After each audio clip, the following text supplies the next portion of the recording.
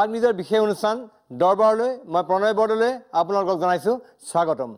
ইতিমধ্যে আমাৰ পূৰ্বৰ অনুষ্ঠানসমূহৰ দৰে এইবাৰৰ খণ্ডটো আমি এনে কেইগৰাকীমান ব্যক্তিক আমি আমন্ত্ৰণ কৰিছোঁ যিসকলৰ কাহিনী যদি আপোনালোকে শুনা পায়, কাহিনী যদি দেখা পায়, আপোনালোকক নিশ্চয় এই কাহিনীয়ে আলোড়িত কৰিব। মই পৰিচয় কৰাই দিছোঁ,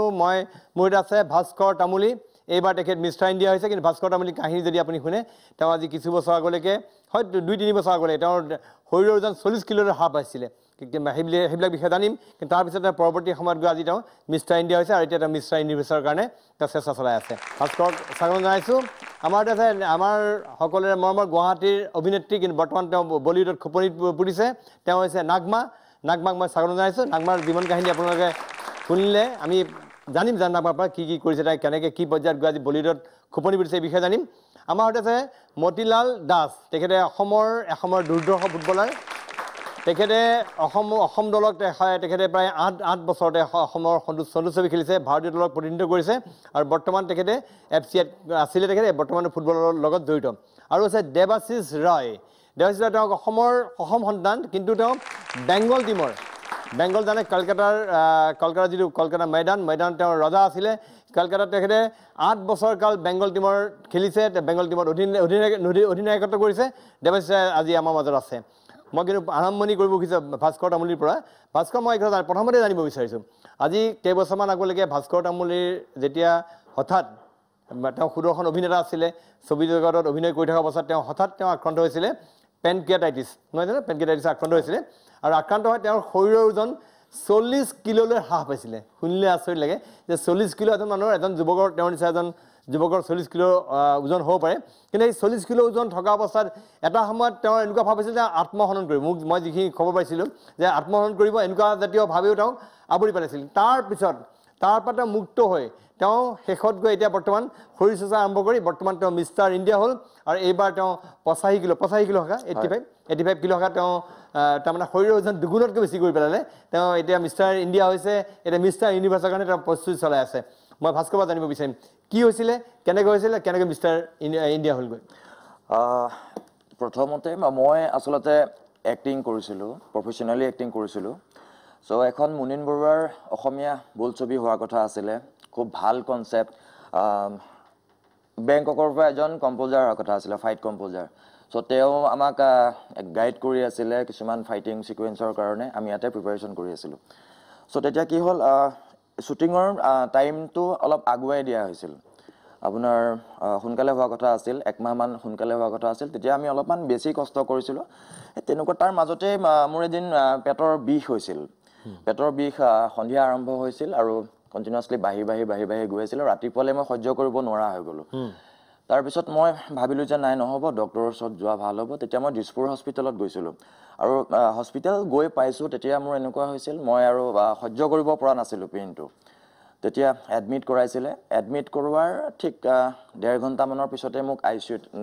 লৈ গৈছিলে। তাৰপিছত বহুত টেষ্ট কৰিছিলে। তেতিয়া সেইদিনাই ৰাতিলে মোক ভেণ্টিলেশ্যনত দিছিলে, ভেণ্টিলেশ্যন ইউজ কৰিছিল। তো তাৰপিছত মই গম নাপাওঁ, কমেও 10 দিনমান মই একো গম নাপাওঁ। 10 দিনমানৰ পিছত এদিন চেঞ্চ পাইছিলোঁ, অকণমান ভাল হৈছিলে। চেঞ্চ পোৱাৰ পিছত কি হ'ল, মই নিজে গম নোপোৱাকৈ ভেণ্টিলেশ্যনটো খুলি দিছিলোঁ। মানে ডক্টৰছে মোক কৈছিল যে নিজে তুমি খুলি দিছিলা, তো মই কিন্তু গম নাপাওঁ সেইখিনি কি হৈছিল। তাৰপিছত আকৌ মোৰ কণ্ডিশ্যন বহুত চিৰিয়াছ হৈ গ'ল। মানে হৈ গ'ল যে ডক্টৰে তেতিয়া ঘৰৰ মানুহক কৈছিল যে আপোনালোকে ইয়াতে ৰাখি লাভ নাই, শ্বিফ্ট কৰাৰ কোনো কণ্ডিশ্যন নাছিল, বাহিৰত নিয়াৰ কোনো সুবিধা নাছিল তেতিয়া, মানে সেইটো অৱস্থাত নিব নোৱাৰে। চ' ভাবিছিল যে আপোনালোকে লৈ যাওক, GMC বা ক'ৰবাত লৈ যাওক, এনেই পইচা পাতি খৰচ কৰি থাকি লাভ নাই, বহুত পইচা অলৰেডি গ'ল। ত' জীয়াই থকাৰ চান্স হাৰ্ডলি 2%। ত' তাৰপিছত নিয়া নাছিলে, তাতে ৰাখিছিলে। সকলোৱে হয়তো প্ৰে কৰিছিলে বহুত। ত' তাৰপিছত বাচিলোঁ, কেনেকৈ বাচিলোঁ নাজানো, কিন্তু বাচিলোঁ আৰু। তাৰপিছত মই 18 দিনমান ভেণ্টিলেশ্যনত আছিলোঁ। তাৰপিছত ICUলৈ আহিলোঁ, লাহে ভাল হ'ল। তাৰপিছতহে মই গম পাইছোঁ যে আচলতে কি হৈ আছে মোৰ লগত। যেতিয়া মোৰ চেঞ্চ আহিছে, মই শ্বক মানে, কাৰণ প্ৰথম দিনা মই গৈছোঁ এটা হেল্ডি মানুহ, যেতিয়া এক্সাৰচাইজ কৰি আছোঁ, 90 kg ৱেইট আছিল মোৰ তেতিয়া। তাৰপিছত যেতিয়া মই সাৰ পোৱাৰ পিছত মই মোৰ আঙুলি এটাও লৰাব নোৱাৰোঁ, এনেকুৱা এটা কণ্ডিশ্যন। একো কৰিব নোৱাৰোঁ, মাত মাতিব নোৱাৰোঁ, আঙুলি লৰাব নোৱাৰোঁ, ভৰি হাতটো গমেই নাপাওঁ কি হৈ আছে। তাৰপিছত গ'ল তেনেকৈ অলপ ইম্প্ৰুভ হোৱাৰ পিছত যেতিয়া মই কেবিনত আহিছিলোঁ, কেবিনত আহোঁতে দুদিনমান গ'ল অকণমান মই উঠিব পৰা নিচিনা হ'লোঁ মোক ধৰি ফিজিঅ'থেৰাপিষ্ট কেইজনমানে মোক হেল্প কৰিছিল তাৰপিছত মই এদিন কোনো নাথাকোঁতেনে নিজেই মানে চুঁচৰি মেলি ধৰি বাথৰুমত গৈছিলোঁ বাথৰুমত গৈ যেতিয়া গ্লাছখনত মই মিৰৰখনত মই নিজকে চাইছোঁ তেতিয়া মোৰ মানে চিনি পোৱা নাই তাৰমানে নিজকে চিনি নোপোৱা অৱস্থা মোৰ চুলি তুলি নাছিলে তেতিয়া আৰু কথা চথা একো ক'ব নোৱাৰোঁ অকল জাষ্ট এয়াৰটো ওলায় হুইস্পাৰিং হয় মাতটো নোলায় তাৰপিছত তেনেকৈ থাকি ঘৰ গ'লোঁ বহুত কষ্ট একচুৱেলি চেঞ্চত নাথাকাৰ সময়খিনিত একো গম পোৱা নাছিলোঁ তেতিয়া ক'ত বডিত কি কৰিছিল কি নাই কৰা যেতিয়া চেঞ্চটো আহিল তেতিয়া গম পাইছোঁ যে আচলতে মোৰ গোটেই বডিত য'তে ত'তে লাঙত ফুটা কৰি মোৰ পানী উলিয়াইছিল আৰু চব বস্তু মুঠতে পাইপ দি মুখত বহুত পাইপ ভৰাই থোৱাৰ কাৰণে ভকেল কৰ্ডটো ডাউন হৈ গৈছিল ত' তাৰ কাৰণে ভইচ নোলোৱা হৈছিল ডক্টৰে কৈছিল যে এইটো নোলাবও পাৰে যদি বেছি মানে ষ্ট্ৰেছ পৰিছে তেতিয়া নোলাবও পাৰে ত' সেইটো সময়ত এনেকুৱা হৈছিল খোজকাঢ়িব নোৱাৰোঁ হুইল চেয়াৰত থাকোঁ খাব নোৱাৰোঁ মানে এনেকুৱা হয় মেডিচিন দিলে টেবলেটছ যদি দিয়ে মই বেয়া পাওঁ ইনজেকশ্যন দিলে ভাল পাওঁ টেবলেটটো খালে কি হয় পানী দি খাব লাগে ত' পানীটো গিলিব নোৱাৰোঁ তাৰমানে মই চামুচটো টেবলেট দি পেলাই পানী খাব বিচাৰিলে নাকদি ওলাই গুচি আহে চ' তাৰপিছত চেষ্টা কৰি আছিলোঁ বহুত কষ্ট হৈছিল তেতিয়া মানুহবিলাকেও ছাপোৰ্ট কৰি আছিল তাৰপিছত এনেকুৱা হ'ল মই তেতিয়া ভাবিছোঁ যে ফাৰ্ষ্ট যে মই এতিয়া কি কৰিম কেইদিনমান যোৱাৰ পিছত মই ভাবিলোঁ যে কি কৰিম এতিয়া মই কাৰণ মই এক্টিং কৰিছিলোঁ এক্টিং কৰিবৰ কাৰণে আমাৰ চবতকৈ দৰকাৰী বস্তুটো হ'ল স্বাস্থ্য আৰু ভইচ তো ভইচটো নোহোৱাকৈ এক্টিং কৰাটো পচিবল নহয় বেচিকেলি মই থিয়েটাৰ আৰ্টিষ্ট আছিলোঁ চ' সেইটো দুটা হোৱাৰ পিছত সেইটো লাইনটোতো বৰবাদ হৈ যাব তাৰপিছত মই ভাবিলোঁ সেইটোতো বাদেই দিওঁ তো মানুহ হিচাপে জীয়াই থাকিব কেনেকৈ পাৰিম কাৰণ মই খোজেই কাঢ়িব নোৱাৰোঁ মাত কথা ক'ব নোৱাৰোঁ একো কাম নকৰাকৈ কেনেকৈ জীয়াই থাকিম তাৰপিছত এদিন ৰাতি মই মানুহ চানুহ আমাৰ মাহঁত শোৱাৰ পিছত মই উঠিছিলোঁ উঠি খোজকাঢ়িব যাওঁ খোজকাঢ়িব নোৱাৰোঁ কিন্তু এনেকৈ লাখুটিডাল লৈ খোজকাঢ়ি বাহিৰত বহুত দেৰি ট্ৰাই কৰিছিলোঁ মূৰ ঘূৰাই পৰিব ধৰোঁ তেনেকৈ খোজকাঢ়িব ষ্টাৰ্ট কৰিছিলোঁ তাৰপিছত মই দৌৰিবও ষ্টাৰ্ট কৰিছিলোঁ তেনেকৈ কিন্তু মোৰ ব্লিডিং হৈ যায় মানে বহুত দিন পৰি থকা হস্পিটেলত একেল ঠাইৰ পৰি থকা মোৰ বেক চাইডটো সম্পূৰ্ণ গেলি যোৱাৰ নিচিনা হৈ গৈছিল মানে সম্পূৰ্ণ হতাশাবোধে মানে আৱৰি পেলাইছিল হয় আৰু এনেকুৱা এটা চিটুৱেশ্যন আহিছিল এদিন যে নাই আৰু মই জীয়াই থাকি লাভ নাই চ' কাৰণ এক্টিং কৰিব নোৱাৰোঁ একো কৰিব নোৱাৰোঁ খাব নোৱাৰোঁ উঠিব নোৱাৰোঁ খোজকাঢ়িব নোৱাৰোঁ একোৱে কৰিব নোৱাৰোঁ ভাবিছোঁ যে এনেকৈ জীয়াই থাকি কাৰণ লাভ নাই কাৰণ মই যেনেকৈ জীয়াই আহিছোঁ মই এটা সুস্থ শৰীৰলৈ জীয়াই আছিলোঁ ইমান বছৰে কাৰণ মই সৰুৰ পৰা ক্লাছ 9 মানৰ পৰা মই এক্সাৰচাইজ কৰিছিলোঁ প্ৰফেচনেলি বডি বিল্ডিং কৰা নাছিলোঁ কিন্তু ৱৰ্কআউট কৰি আছিলোঁ চ' সেই বস্তুখিনি এৰি এতিয়া সম্পূৰ্ণ বেলেগ এটা আৰু বেলেগ মানে কি সম্পূৰ্ণ অসুস্থ এটা মানুহ হৈ জীয়াই থকাটো মোৰ কাৰণে সম্ভৱ নহয় কেনেকৈ ভাস্কৰ কেনেকৈ কি হৈ গৈছিলে বস্তুটো কি বেমাৰটো কি বেমাৰটো মানে বেমাৰটো সেই পেইনটোৰ কজটো ওলাইছিলে 20 দিনমানৰ পিছত এইটো মোৰ পেংকেয়াছটো মোৰ ফাটি গৈছিলে সেইটো পেংকেটাইটিছ ফৰ্ম হোৱা বুলি কয় ত' সেইটো কিয় হৈছিল কিয় নহৈছিল ডক্টৰছে মোক ক্লিয়াৰলি এতিয়াও ক'ব পৰা নাছিল সেইটো হয়তো জেনেটিকেলি হ'ব পাৰে কিছুমান মানুহৰ এলকহলিক মানুহ কিছুমানৰ হয় তো বহুত ধৰণৰ কাৰণত হয় কিন্তু মই তেনেকুৱা মোৰ কোনো কণ্ডিশ্যন নাছিল মই তেনেকুৱা অভ্যাস নাছিলে চ' সেই বিষয়ে নাজানো কিন্তু সেই মোৰ পেংকেয়াছটো ফাটি গৈছিল আৰু পেংকেয়াছটো এনেকুৱা এটা আমাৰ বডিৰ অৰ্গেন যিটো বাকী আমাৰ লিভাৰ কিডনী বাকী হাৰ্ট লাং চবতকৈ সেইটো ইম্পৰ্টেঞ্চ হয় বহুত স্মুথ হয় চ' সেই তেনেকৈ মই নিজে একো গমো পোৱা নাছিলোঁ যে পেংকেয়াছৰ কাৰণে কি হ'ব পাৰে কি খাব লাগে কি নালাগে তাৰপিছত মই যেতিয়া সেইদিনা ৰাতি মই ভাবিলোঁ যে মই ছুইচাইড কৰি দিয়াটো বেটাৰ হ'ব নেকি কাৰণ এনেই বুজা হয় মোৰ মানে এনেকুৱা হয় মই ৰুমত যেতিয়া থাকোঁ মাহঁত যেতিয়া বাহিৰত থাকে মই কিবা এটা দৰকাৰ হ'লে আনিবলৈ হ'লে মই কি কৰোঁ মায়ে এটা গ্লাছ থৈ দিয়ে তাতে এখন চামুচ থৈ দিয়ে তো মই চামুচখনত মানে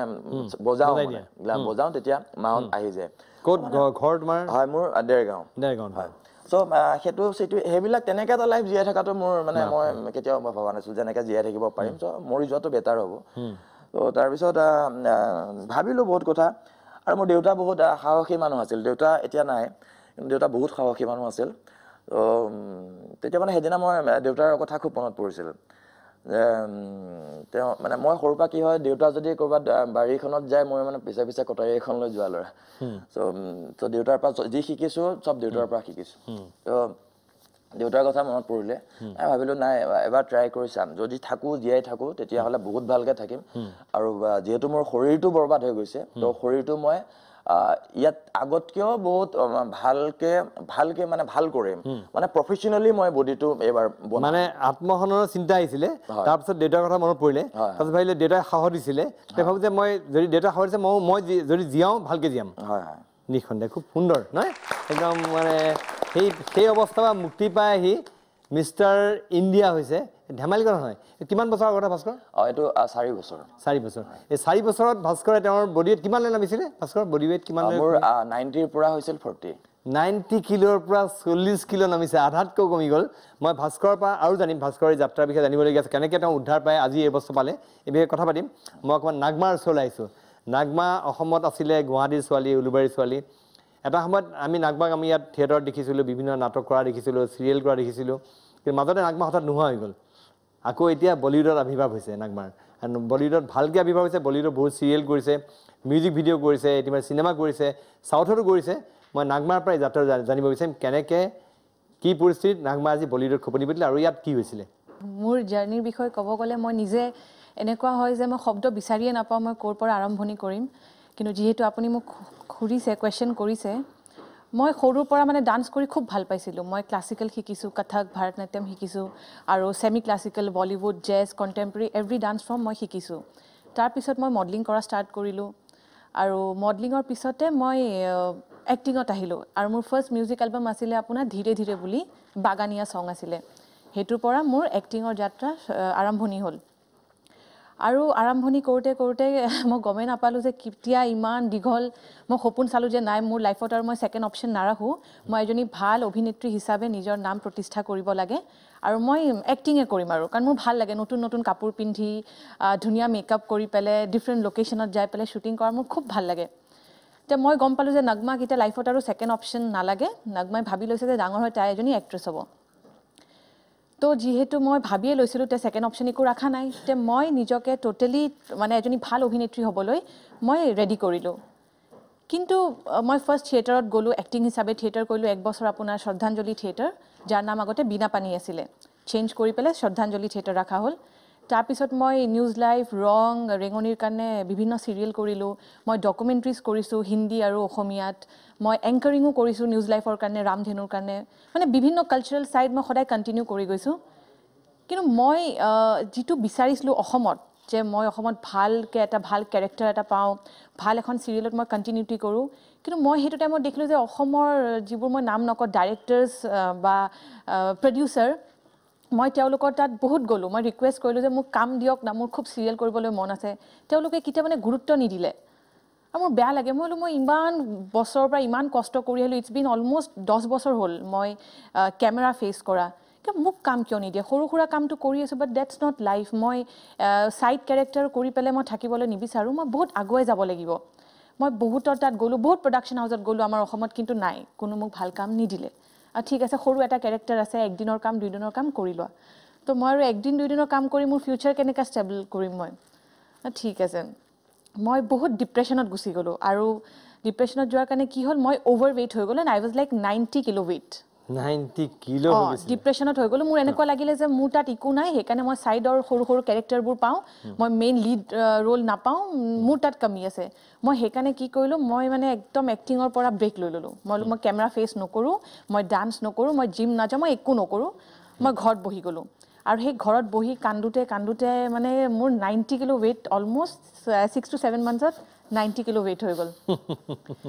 সেই ৱেইট হৈ গ'ল কিন্তু সেই সময়তে কি হ'ল যিহেতু মই আৰু এটা কথা শ্বেয়াৰ কৰিবলৈ বিচাৰিম মই যেতিয়া 2 বছৰ আছিলোঁ মোৰ দেউতা ঢুকাইছিল আৰু মোৰ মাৰ ছেকেণ্ড মেৰেজ হৈ গৈছিলে মই সৰুৰ পৰা মোৰ পেহীৰ লগতে ডাঙৰ দীঘল হ'লোঁ মোৰ পেহী দেউতা গুচি গ'ল মাও এক প্ৰকাৰ এৰি দিয়া নিচিনা হয় মাৰ ছেকেণ্ড মেৰেজ হৈ গৈছে আৰু মোৰ দাদাৰ ছাইডটো পাঞ্জাবী আছিলে লাহোৰৰ আছিলে আৰু মোৰ দাদী অসমীয়া যে মই মানে পাঞ্জাবী আৰু অসমীয়া ফিউজন তো সেনেকুৱা অৱস্থাত কি হ'ল মোৰ মানে মই যেতিয়া ডাঙৰ হ'লোঁ মোক চবে কয় যে মোৰ পাপা খুব হেণ্ডচাম আছিলে মানে গুৱাহাটীৰ হেণ্ডচাম মেন হিচাপে মোৰ পাপাক মানে চিনি পায় মানুহে 6 feet 2 inch তেনেকুৱা হাইট দেখা মনত আছে তেখেত হাতী আছিলে মই যিমান জানো হয় হাতী আছিলে বেছ একদম ধুনীয়া ওখ পাখ চেহেৰা মানুহ ব্যক্তি আৰু খুব ওখ পাখ খুব ধুনীয়া আৰু তাৰপিছত কি হ'ল পাপাৰো মানে কালচাৰেল লাইনত খুব চখ মানে নিজে কাপোৰ বনাব ঋষি কাপুৰক কিবা দেখিলে মুভি দেখিলে নিজে চুৱেটাৰ বনাই লয় সেনেকুৱা খুব ক্ৰিয়েটিভ আছিলে পাপা তে তাৰপিছত কি হ'ল আপোনাৰ বলিউডৰ খুব এজন ফেমাছ ডাইৰেক্টৰ আপুনিও চাগে নাম শুনিছে আত্মাৰাম খুব ৱেল নোন আৰু বহুত পুৰণা তেওঁ এখন মুভি বনাই আছিলে হাতী মেৰে সাথী নামৰ তেওঁ আহিলে অসমত হাতী বিচাৰিবলৈ তে হাতী সেনেকুৱা বিচাৰি কোনোবা এড্ৰেছ দিলে আৰু আপোনালোকে উলুবাৰীত আহক এনেকুৱা এজন মানুহৰ হাতীৰ বিজনেছ আছে তেওঁ আহি পাল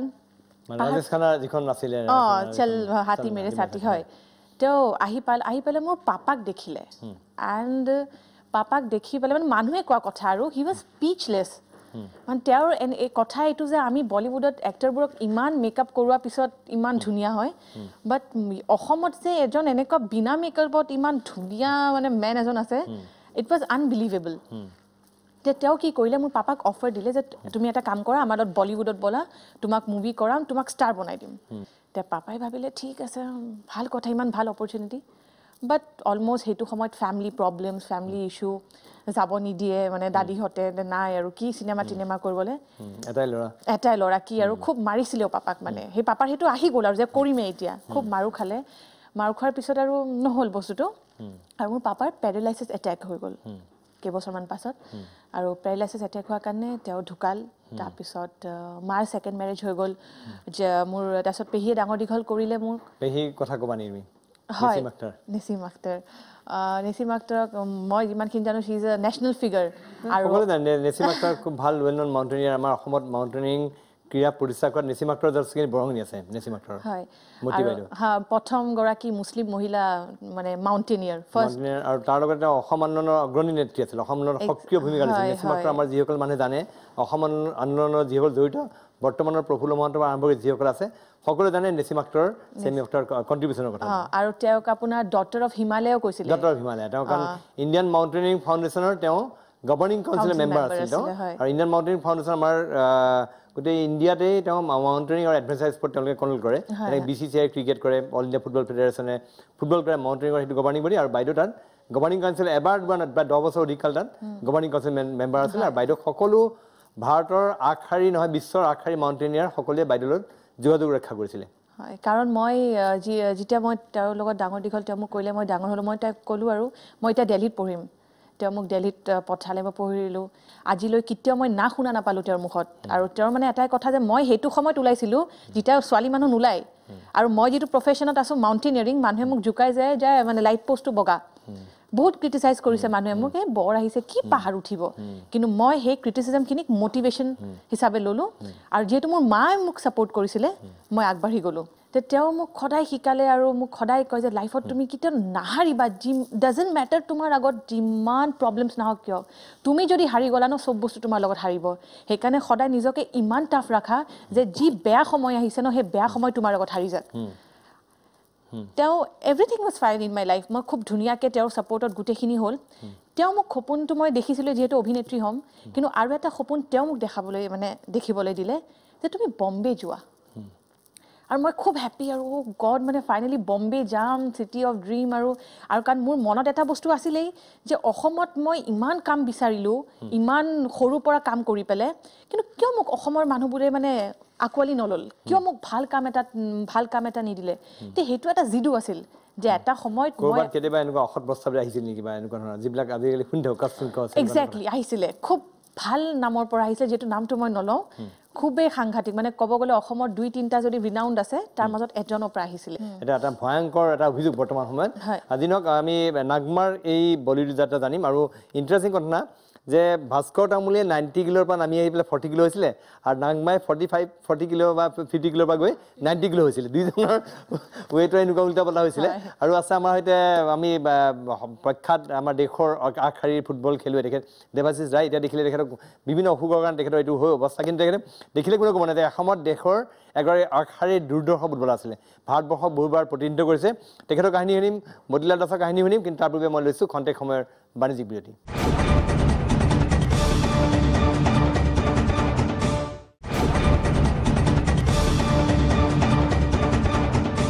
খন্তেক সময়ৰ বিৰতিৰ পিছত পুনৰ উভতি আহিছোঁ প্ৰাগ নিউজৰ বিশেষ অনুষ্ঠান দৰবাৰলৈ আজি আমি দৰবাৰত আমি কথা পাতি আছোঁ 4গৰাকী বিশেষ ব্যক্তিৰ সৈতে মই আকৌ এবাৰ কৈ দিছোঁ ভাস্কৰ তামুলী আমাৰ সৈতে আছে অভিনেত্ৰী নাগমা আছে ফুটবল খেলুৱৈ প্ৰখ্যাত মতিলাল দাস আৰু আছে দেৱাশিষ ৰয় অসমৰ দুৰ্দৰ্শ ফুটবলাৰ মই আপোনাৰ ওচৰত আহিছোঁ মই আপোনাৰ পৰা জানিব বিচাৰিম আপুনি অসমৰ খেলুৱৈ অসমত জন্ম হৈছে অসমত ডাঙৰ দীঘল হৈছে আৰু অসমৰ পৰা গৈ আপুনি বেংগল যেটো মাক্কা ইণ্ডিয়ান ফুটবল বুলি কোৱা হয় মানে সাধাৰণতে কেলকাতা আমি জানো যে কেলকাতা আমাৰ গোটেই ভাৰতীয় ফুটবল এসময়ত ৰাজত্ব কৰি আছে আজি এতিয়া অলপ কথা অলপ বেলেগ হৈছে কিন্তু এসময়তো কেলকাতাই গোটেই মেইন আছিলে আৰু সেই সময়ত আপুনি গৈ কেলকাতাৰ মোহন বাগান মহামেডান স্পৰ্টিং ইষ্ট বেংগল সকলো দল খেলিছে আৰু তাৰ লগতে বেংগল দলৰ খেলি বেংগল টীমৰ অধিনায়কত্ব কৰিছে নিঃসন্দেহে নহয় সঁচাই আমি মানে প্ৰাউড অনুভৱ কৰোঁ মানে আপোনাৰ যাত্ৰাৰ বিষয়ে ক'ব আপুনি গুৱাহাটীৰ খেলুৱৈ গুৱাহাটীত আছিলে কৰিমগঞ্জৰ পৰা আহিছে গুৱাহাটীত খেলিলে তাৰপৰা কেনেকৈ গ'লে যাত্ৰাৰ বিষয়ে চমুকৈ ক'ব নেকি মই ফাৰ্ষ্ট গুৱাহাটী ইণ্টাৰ কলেজ খেলিব গৈছিলোঁ পাঠশালা সেইকাৰণে মই ভাবোঁ কৰিমগঞ্জৰ পৰা আহিছিলে কৰিমগঞ্জৰ পৰা ইণ্টাৰ কলেজ খেলিব আহিছিলোঁ পাঠশালা মই ভাবোঁ মোৰ জীৱনৰ পাঠশালাটো হৈছে মোৰ টাৰ্ণিং পইণ্ট আচ্ছা এইকাৰণে মই পাঠশালাৰ নাম ক'লে পাঠশালাৰ মানুহ দেখিলে মই ভাল পাওঁ কিয় কাৰণে পাঠশালাৰ পৰাই মই টাৰ্ণিং পইণ্ট আজি মই দেৱাশিষ ৰায় হ'ব পাৰিছোঁ পাঠশালাৰ পৰা মই চিলেক্ট কৰিলে প্ৰেম শৰ্মা পুলক লাহিৰী মোক ক'লে যে গুৱাহাটী আহিব লাগিব গুৱাহাটী ইউনিভাৰ্চিটি টাউন ক্লাবত খেলিব লাগিব মই কৈছোঁ খেলিম কিন্তু মই খেলা দি মই ভাবিছোঁ যে খেলা দি মই কিমান ওপৰত যাব পাৰোঁ মোৰ লগত জড়িত আছে মোৰ জন্মস্থান আসাম মোৰ নিজৰ প্ৰেষ্টিজ মোৰ ফেমিলি চব এইকাৰণে মই গুৱাহাটীত আহিলোঁ টাউন ক্লাবত জইন কৰিলোঁ টাউন ক্লাব জইন কৰাৰ পিছতে মই ষ্টেট খেলিলোঁ ষ্টেট খেলি চান্স পালোঁ ইণ্ডিয়া টীমত মই টাউন ক্লাবৰ পৰাই জুনিয়ৰ ইণ্ডিয়া সিনিয়ৰ ইণ্ডিয়া ইণ্ডিয়াৰ vice captain junior India senior India আৰু ইণ্ডিয়াৰ ভাইচ কেপ্টেইন প্লাছ আমি গুৱাহাটী ইউনিভাৰ্চিটি চেম্পিয়ন হৈছোঁ কেলকাতা ইউনিভাৰ্চিটি আমি 5 গ'ল মাৰিছিলোঁ যেটো আমাৰ ৰেকৰ্ড আজিলৈকে মানে ইণ্টাৰ ইউনিভাৰ্চিটি টুৰ্ণামেণ্ট ফুটবল টুৰ্ণামেণ্টত আপুনি তেতিয়া গুৱাহাটী ইউনিভাৰ্চিটি চেম্পিয়ন 5-0 গ'লত কলকাতা ঘূৰাইছে আৰু গ'লত আপুনি কেই গ'ল দিছিলে মই আছিলোঁ 2 গ'ল আৰু মণিপুৰৰ তেতিয়া মণিপুৰৰ আণ্ডাৰত আছিলে গুৱাহাটী মণিপুৰৰ আছিলে 2টা গ'ল কৰিছে তাৰপিছতে মই ভাবিলোঁ মই অইল ইণ্ডিয়াত চাকৰি পালোঁ মই আসাম পুলিচত তেতিয়া 77ত মই 2টা ষ্টাৰ ডাইৰেক্ট 2টা ষ্টাৰ পাইছিলোঁ মই জইন কৰা নাই মই ৰেলত চাকৰি পালোঁ মই জইন কৰা নাই মোৰ টাৰ্গেট হ'ল যে মই ওপৰত যাব লাগে মোৰ নাম কৰিব লাগে মোৰ ষ্টেটৰ নাম কৰিব লাগিব এই চিন্তাধাৰা লৈ অসমৰ ৰাইজে মোক শক্তি যোগাইছে এইকাৰণে মই আজি বেংগলত আগতে চবে কৈছিলে বেংগলত নেখেলিলে প্লেয়াৰেই নহয় ভাৰতবৰ্ষৰ চব জেগাৰ পৰা বেংগলত আহিছিলে এতিয়া যেনেকুৱা আমাৰ নৰ্থ ইষ্ট অলপ ডেভেলপ হৈছে তেতিয়া মই বেংগলত গ'লোঁ মই প্ৰথমতে ডাঙৰ টীম যোৱা নাই কিয় কাৰণে বাই চান্স যদি মই খেলিব নোৱাৰোঁ আকৌ ঘূৰি আহিব লাগিব মোৰ লগত আসামৰ ৰিলেশ্যন আছে এইকাৰণে মই কি কৰিলোঁ সৰু টীম গ'লোঁ যে কেলকাতাৰ পাব্লিক কি বিচাৰে মই দেখিলোঁ কেলকাতাৰ পাব্লিকে গ'ল লাগে গ'ল কৰিলে হিৰো নহ'লে তলত গুচি যাব গ'ল কৰিলে হিৰো নকৰিলে জিৰ' মই এনেকুৱা হৈছে মই ইষ্ট বেংগলৰ এগেইনষ্টত গ'ল কৰাৰ পিছত পাব্লিক এটা আহি তলত শুই আছে তাৰ ওপৰেদি যাব লাগিব নহ'লে বোলে ছুইচাইড কৰিব ৰাতি তাৰপিছত মোৰ কোচ আছিলে পিকে বানাৰ্জীয়ে মোক ৰুমৰ পৰা আনি ক'লে তুই তাৰ ওপৰেদি যা এবাৰ লাহে লাহে নহ'লে তো ৰাতি ছুইচাইড কৰি দিব আকৌ তোৰ বদনাম উপায় নাই মই এনেকুৱা দিন আছিলে তাৰপিছত মই এৰিয়ান খেলিলোঁ এৰিয়ানৰ পৰা গুচি গ'লোঁ মহামেডান যোৱাৰ পিছতে বহুত ডাঙৰ প্লেয়াৰ আহি গ'ল তেতিয়া মই ভাবিলোঁ চান্স পাম কি না তেতিয়া প্লেয়াৰ আছিলে ভাস্কৰ গাংগুলী সুৰজিৎ সেনগুপ্ত ডেভিড উইলিয়াম সাবিৰ আলী আকবৰ এনেকুৱা বহুত প্লেয়াৰ আহিছে মই তেতিয়া ভাবিলোঁ যে চান্স পাম কি না তাৰপিছতে মই প্ৰেক্টিচ কৰি আছোঁ যে ঠিক আছে প্ৰেক্টিচ কৰি যাম ভগৱানটো আছে এজন তাৰপিছতে ইডেন গাৰ্ডেনত ফেডাৰেশ্যন কাপ খেলা হৈ আছিলে 1980 আৰু অৰ্কে মিল তাৰপিছতে সুৰজিৎ সেনগুপ্ত এটা প্লেয়াৰ আছিলে সি ইনজিয়ৰ্ড হৈ গ'ল 10 মিনিটৰ মূৰত অমল দত্তই তেতিয়া মোক নামালে তেতিয়া মহামেডান পাব্লিকবিলাকে ভাবি আছে যে এই ল'ৰাটো যে নামাইছে কিবা হ'ব নেকি মইতো নামি গ'ল কৰি দিলোঁ তাৰপিছতে মই হিৰো হৈ গ'লোঁ আৰু জিৰ' কেতিয়াও হোৱা নাই এই যে হিৰো হ'লোঁ হিৰোই হৈ থাকিলোঁ কেলকাতাত ৰাস্তাই ঘাটে ফেমিলি লৈ ওলালে বা এনেই ওলালে এই মানুহে এইটো লওক এনেকুৱা এটা মনত আছিলে মোৰ ইষ্ট বেংগল মোহন বাগান এটা খেলা মই গ'ল কৰি মই হোটেলত যেটো হোটেলত মই সন্ধিয়া সময়ত যাওঁ সেই হোটেলত আহি দেখিলোঁ টেবিলৰ ওপৰত এটা বাকচ ডাঙৰ বাকচ এটা কোনোবাই ৰাখি গৈছে কৈছে এইটো আপোনাৰ কাৰণে ৰাখি গৈছে মইতো ভাবা নাই মই যদি সিহঁতক ক'লোঁ নে যে তহঁতে ভিতৰত লৈ যা তেতিয়াহ'লে মই অলপ লছ কৰিলোঁ মই ক'লোঁ নাই বাকচটো খোল কি আছে চাওঁ মই দেখিলোঁ কেক এটা আছে আৰু কাগজত মোৰা 2000 টকা মানে সেইটো মই পালোঁ এইটো ভিতৰত দিলেতো এই টকাটো মই নাপালোঁ কিন্তু এইটো পালোঁ তেতিয়া এইটো কিমান চনৰ ঘটনা এইটো 85ৰ 2000 টকা বহুত ডাঙৰ টকা তেতিয়া তাৰপিছতে মই ক'লোঁ যে মই তেতিয়া বেয়া কৰা নাই মই ক'লোঁ যে তহঁতে খা এইটো আর তোর স্টাফক দে আর মোকো অলপ দে তারপরে 2000 টাকাটো পালো ভিতৰত হলে তো না পালো না কলকাতা এনেকা মানে কলকাতাৰ মানুহটো এনে আপোনাৰ ফুটবললে পাগল মোহামেডান স্পোৰ্টিংৰ হৈ মই দিল্লীত কোৰিয়া বেংকেৰ এগেইনস্টত গোল কৰিছিলো মোক যেজন সেক্রেটারি আছিলে সোণার ঘড়ি খুলি দি দিলে মোক রোলেক্স ঘড়ি সোণার ঘড়ি খুলি দিলে 5000 টাকা দিলে প্লেনৰ টিকেট দিলে ৰাতি তুমি গুচি যাও কলকাতাত মই কলকাতাত বেক কৰি আহিলো এই কাৰণে কলকাতাত গৈ মই নিজৰ নামও হ'ল অসমৰ নাম খালি কলকাতা নহয় ভাৰতবৰ্ষৰ কোনে কোনে দেৱাশিষ ৰায় ক'লে যে ক'ব এটাই প্লেয়াৰ মই অৰ্জুন হ'ব পৰা নাই এই কাৰণে মোৰ দুখ অৰ্জুন হোৱাৰ মানে আমাৰ আসামৰে এজন আছিলে নুৰুল আমিন মই ইণ্ডিয়া টিম খেলিব যোৱা নাই মই এফচিৰ হৈ খেলিব গৈছিলো গোৱালপাৰা মই কৈছে নুৰুল আমিন আছিলে আমাৰ নগাঁৱৰ আপুনি সকলোৱে জানে নুৰুল আমিন এজন স্বনামধন্য আমাৰ ক্ৰীড়া সংগঠক আছিল তেখেতে অল ইণ্ডিয়া ফুটবল ফেডাৰেশ্যনৰ প্ৰেচিডেণ্ট আছিল তেখেতে অসমৰ হেৰি নুৰুল আমিন ডাঙৰীয়া এই নুৰুল আমিন ডাঙৰীয়া তেখেতৰ ওপৰত এটা শাস্তিমূলক ব্যৱস্থা লৈছিলে এইটো এটা ইণ্টাৰেষ্টিং কাহিনী তেখেতে দেশৰ হৈ খেলিবলৈ তেখেত নিৰ্বাচিত কৰিছিলে দেশৰ হৈ খেলিবলৈ লগতে তেখেত টিমৰ হৈ খেলিব গ'ল এফচিআই টিমত সেই কথা জানিব বিচাৰিছে কিয় আপুনি গ'ল কি হৈছিল ঘটনাটো এফচিআই গ'লো মানে তেতিয়া কমলেশ বড়ো আপোনালোকে হয়তো বহুত কমলেশ্বৰ বৰা এতিয়া দোকাইছে ডিসি আছিলে এফচিআই ৰিজনাল অফিচ আছিল ডিব্ৰুগড় কলেজৰ প্ৰিন্সিপাল আছিলে তাৰ পিছত সত্যেন চৌধুৰী আছিল এই দুজনৰ কথা শুনি মোৰ বিৰাট ভাল লাগিছে সিহঁতে ক'লে যে আপুনি যদি গুচি যায় তেতিয়াহ'লে আমি হাৰি গ'লে টিম কৰিব নোৱাৰিম এফচিআই খেলা ক'ত আছিলে গোৱালপাৰা বাৰুইলাল টুৰ্ণামেণ্ট তাৰপিছতে মই ক'লো কি কৰিব লাগিব ছাৰ আপোনালোকে কওক কি কৰিব লাগিব এতিয়া মইতো ইণ্ডিয়ান টিমত যাব লাগিব নুৰুল আমিন নহ'লে মোক কিবা কৰি দিব কৈছে এইটো বাদ দিয়ক আপুনি মাদাৰ চিৰিয়াছ দি দিয়ক টেলিগ্ৰাম মই টেলিগ্ৰাম কৰি দিলোঁ তেতিয়াতো পেপাৰ এনেকুৱা পেপাৰ নাই তেতিয়া আসাম ট্ৰিবিউন দৈনিক অসম আৰু এটা পেপাৰ আছিল 3টা পেপাৰ আছিল মই গোৱালপাৰা খেলিব গ'লো মই ভাবিলোঁ যে মই যদি খেলি ট্ৰফিটো আনিব পাৰোঁ আমাৰ প্লেয়াৰবিলাক ফুটবল প্লেয়াৰ গৰীব ঘৰৰ প্লেয়াৰ মই এইটো কৈ আছোঁ ক্ৰিকেট যেনেকুৱা ৰিচ ফেমিলি কিন্তু ফুটবল প্লেয়াৰ চাব বেছিভাগ গৰীব ঘৰৰ প্লেয়াৰ তো মই ভাবিলোঁ মই যদি গৈ ট্ৰফিটো জিকিলে প্লেয়াৰবিলাক সোমাব বাছ মই জিকি আহিলোঁ এফচিআই টিম হৈ গ'ল মইতো ইয়াৰ পৰা গুচি গ'লোঁ আহি দেখিলোঁ এফচিআই ক্ৰিকেট ফুটবল ভলীবল চবেই মানে হৈ গ'ল কিন্তু এতিয়া ল'ৰাবিলাকে পাহৰি গ'ল কিন্তু মোৰ লাইফ বৰবাদ হৈ গ'ল মই অৰ্জুন হ'ব নোৱাৰো মানে সেইটোকে জানিব খুজিছোঁ এফচিআই টিমটো চেম্পিয়ন হ'ল চেম্পিয়ন গুচি আহিলে মতিও আছিল প্লেয়াৰবিলাকৰ চাকৰি তাকৰি হৈ গ'ল তেতিয়া কিন্তু আপুনি তাত যোৱাৰ কাৰণে আপুনি ইণ্ডিয়া টিম নগ'লো তেতিয়া কি হ'ল তেতিয়া নুৰুল আমিনে কি ব্যৱস্থা ল'লে নুৰুল আমিনে পেপাৰত দেখা পালে যে মাদাৰ চিৰিয়াছ আপোনাৰ গোৱালপাৰাত খেলি আছে ইণ্ডিয়া টিম যোৱা নাই 2 বছৰৰ কাৰণে মোক ইণ্ডিয়া টিমৰ পৰা ছাছপেণ্ড কৰিলে মোৰ লাইফ বৰবাদ তাৰপিছত মই কলকাতাত গ'লোঁ 2 বছৰ শেষ হৈ গ'ল তাৰপিছত আকৌ ইণ্ডিয়া খেলিছোঁ মই না আপুনিও কিন্তু কমিটি মানুহ নহয় তে আপুনি ইণ্ডিয়া টিমত চান্স পাইছে ভাৰতৰ খেলিব লাগে আৰু ভাৰতৰ খেলিব লাগে আপুনি খেলি গ'ল প্লেয়াৰ্ছৰ কাৰণে নিজৰ ডিপাৰ্টমেণ্টৰ টিম নহয় মই যে এই যে ল'ৰাবিলাকৰ কাৰণে চিন্তা কৰিলোঁ ল'ৰাবিলাকে মোৰ কাৰণে চিন্তা কৰা নাই এতিয়া এইটো মই বেয়া পোৱা নাই কিন্তু মই সিহঁতৰ কাৰণে চিন্তা কৰিলোঁ যে সিহঁতে যে চাকৰি যদি হৈ যায় এটা চাকৰি পোৱা আজিকালি দেখা নাই ল'ৰা ছোৱালী কিমান দৌৰি থাকে ৰাতি ক'ত পৰা ক'ত যায় আপোনাৰ কথা শুনি সঁচাই ভাল লাগিছে সুন্দৰ মই আৰু জানিম তেখেতে কাৰণ মোহন বাগান মই কৈছোঁ যে আমাৰ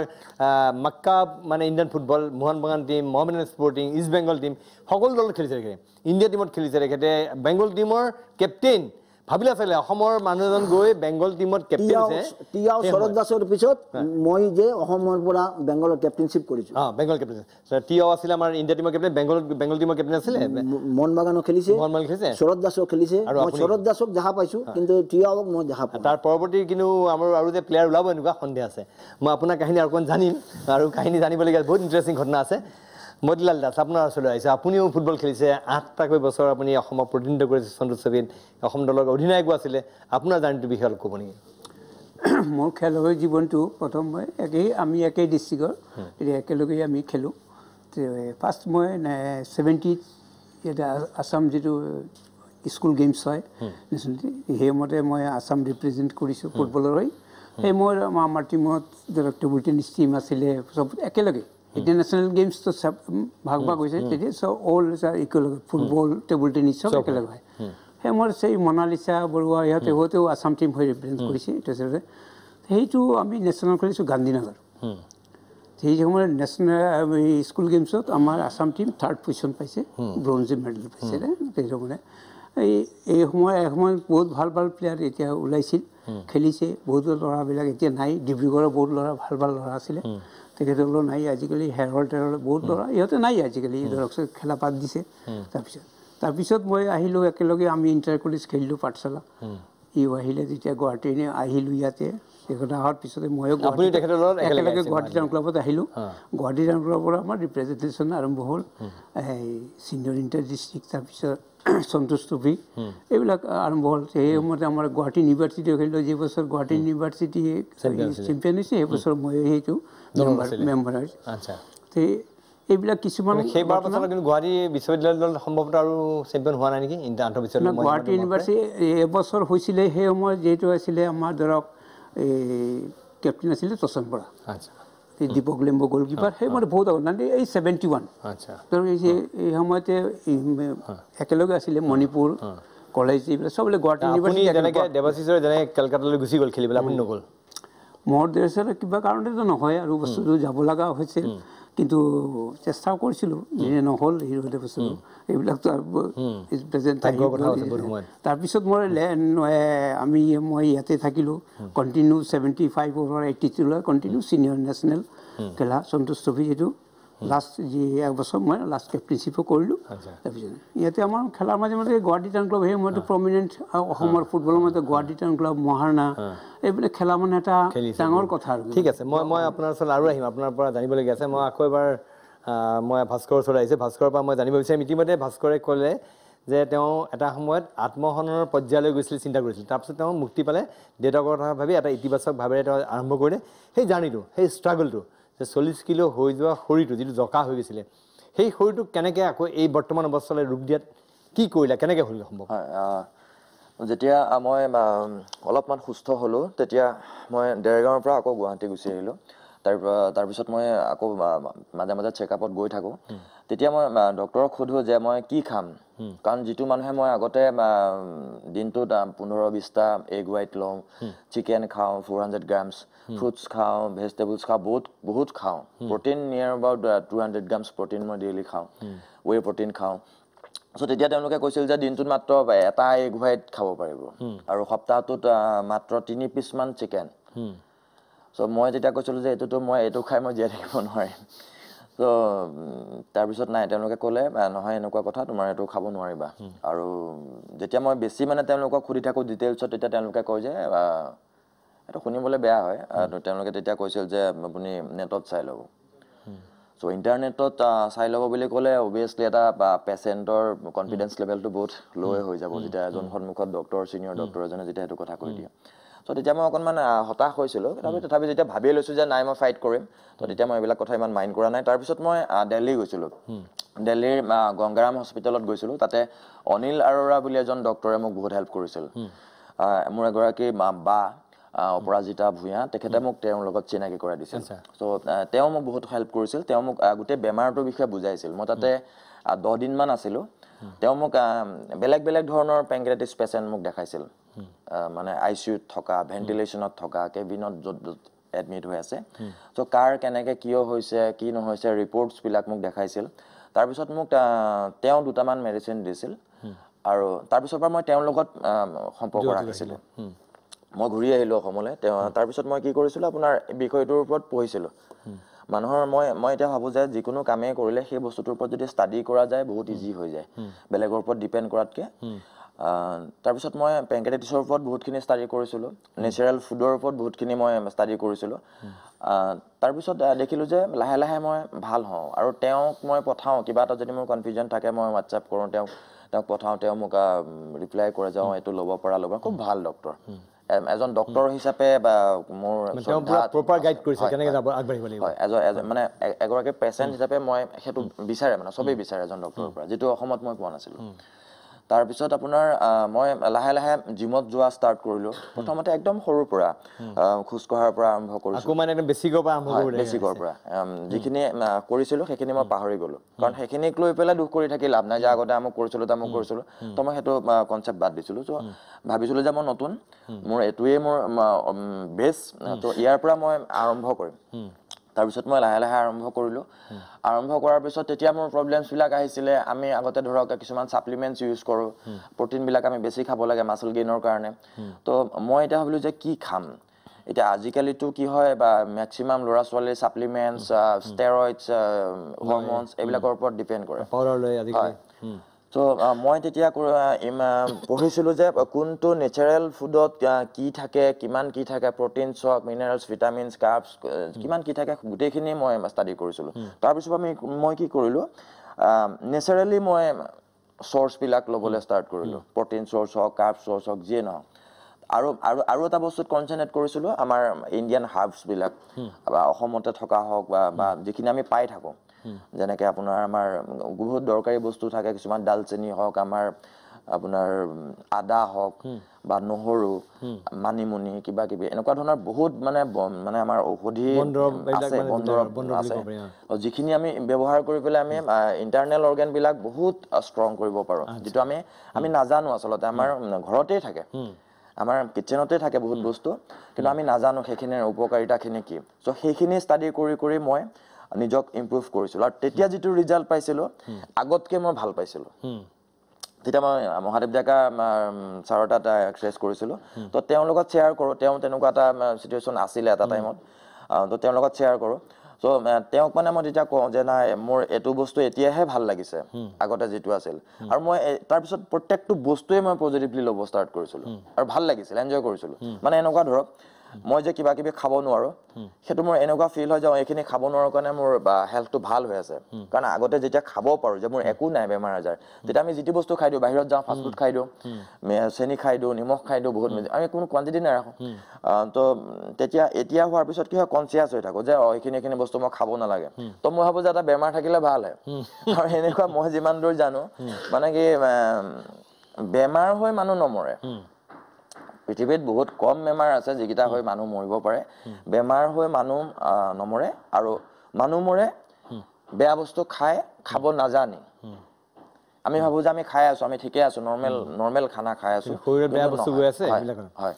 অকল যে মদ ভাং চিগাৰেটেই বেয়া এনেকুৱা কথা নহয় তো আমি খাব নজনাটোও এটা আমাৰ বেয়া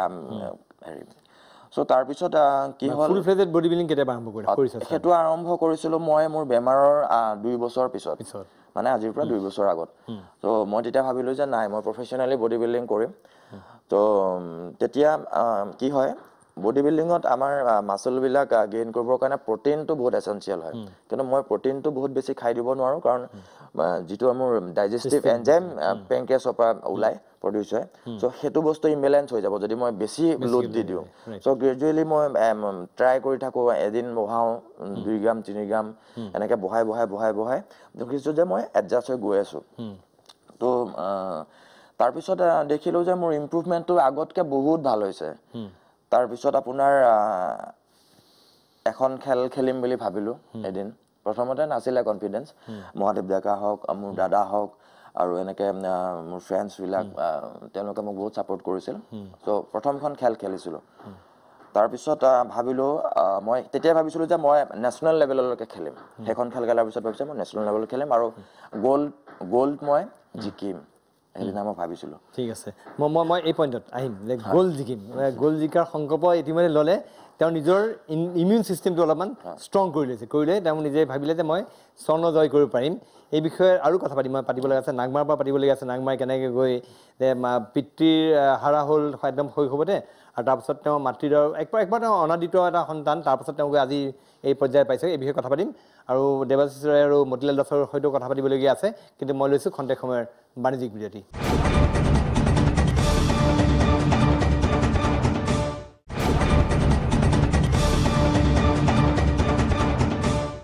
খন্তেক সময়ৰ বিৰতিৰ পিছত পুনৰ উভতি আহিছোঁ প্ৰাগ নিউজৰ ইতিবাচক বিষয়ৰ বিশেষ অনুষ্ঠান দৰবাৰৰ মজিয়ালৈ আজি আমি কথা পাতি আছোঁ 4গৰাকী বিশেষ ব্যক্তিৰ সৈতে তেওঁলোকে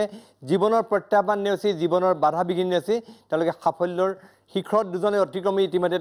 তেওঁলোকে ইতিমধ্যে অতিক্ৰম কৰিছে আৰু দুজনে সাফল্যৰ শিখৰলৈ যোৱাৰ পথত আমাৰ মাজত ভালেসংখ্যক ছাত্ৰ ছাত্ৰী আছে বিভিন্ন গুৱাহাটী শিক্ষানুষ্ঠানৰ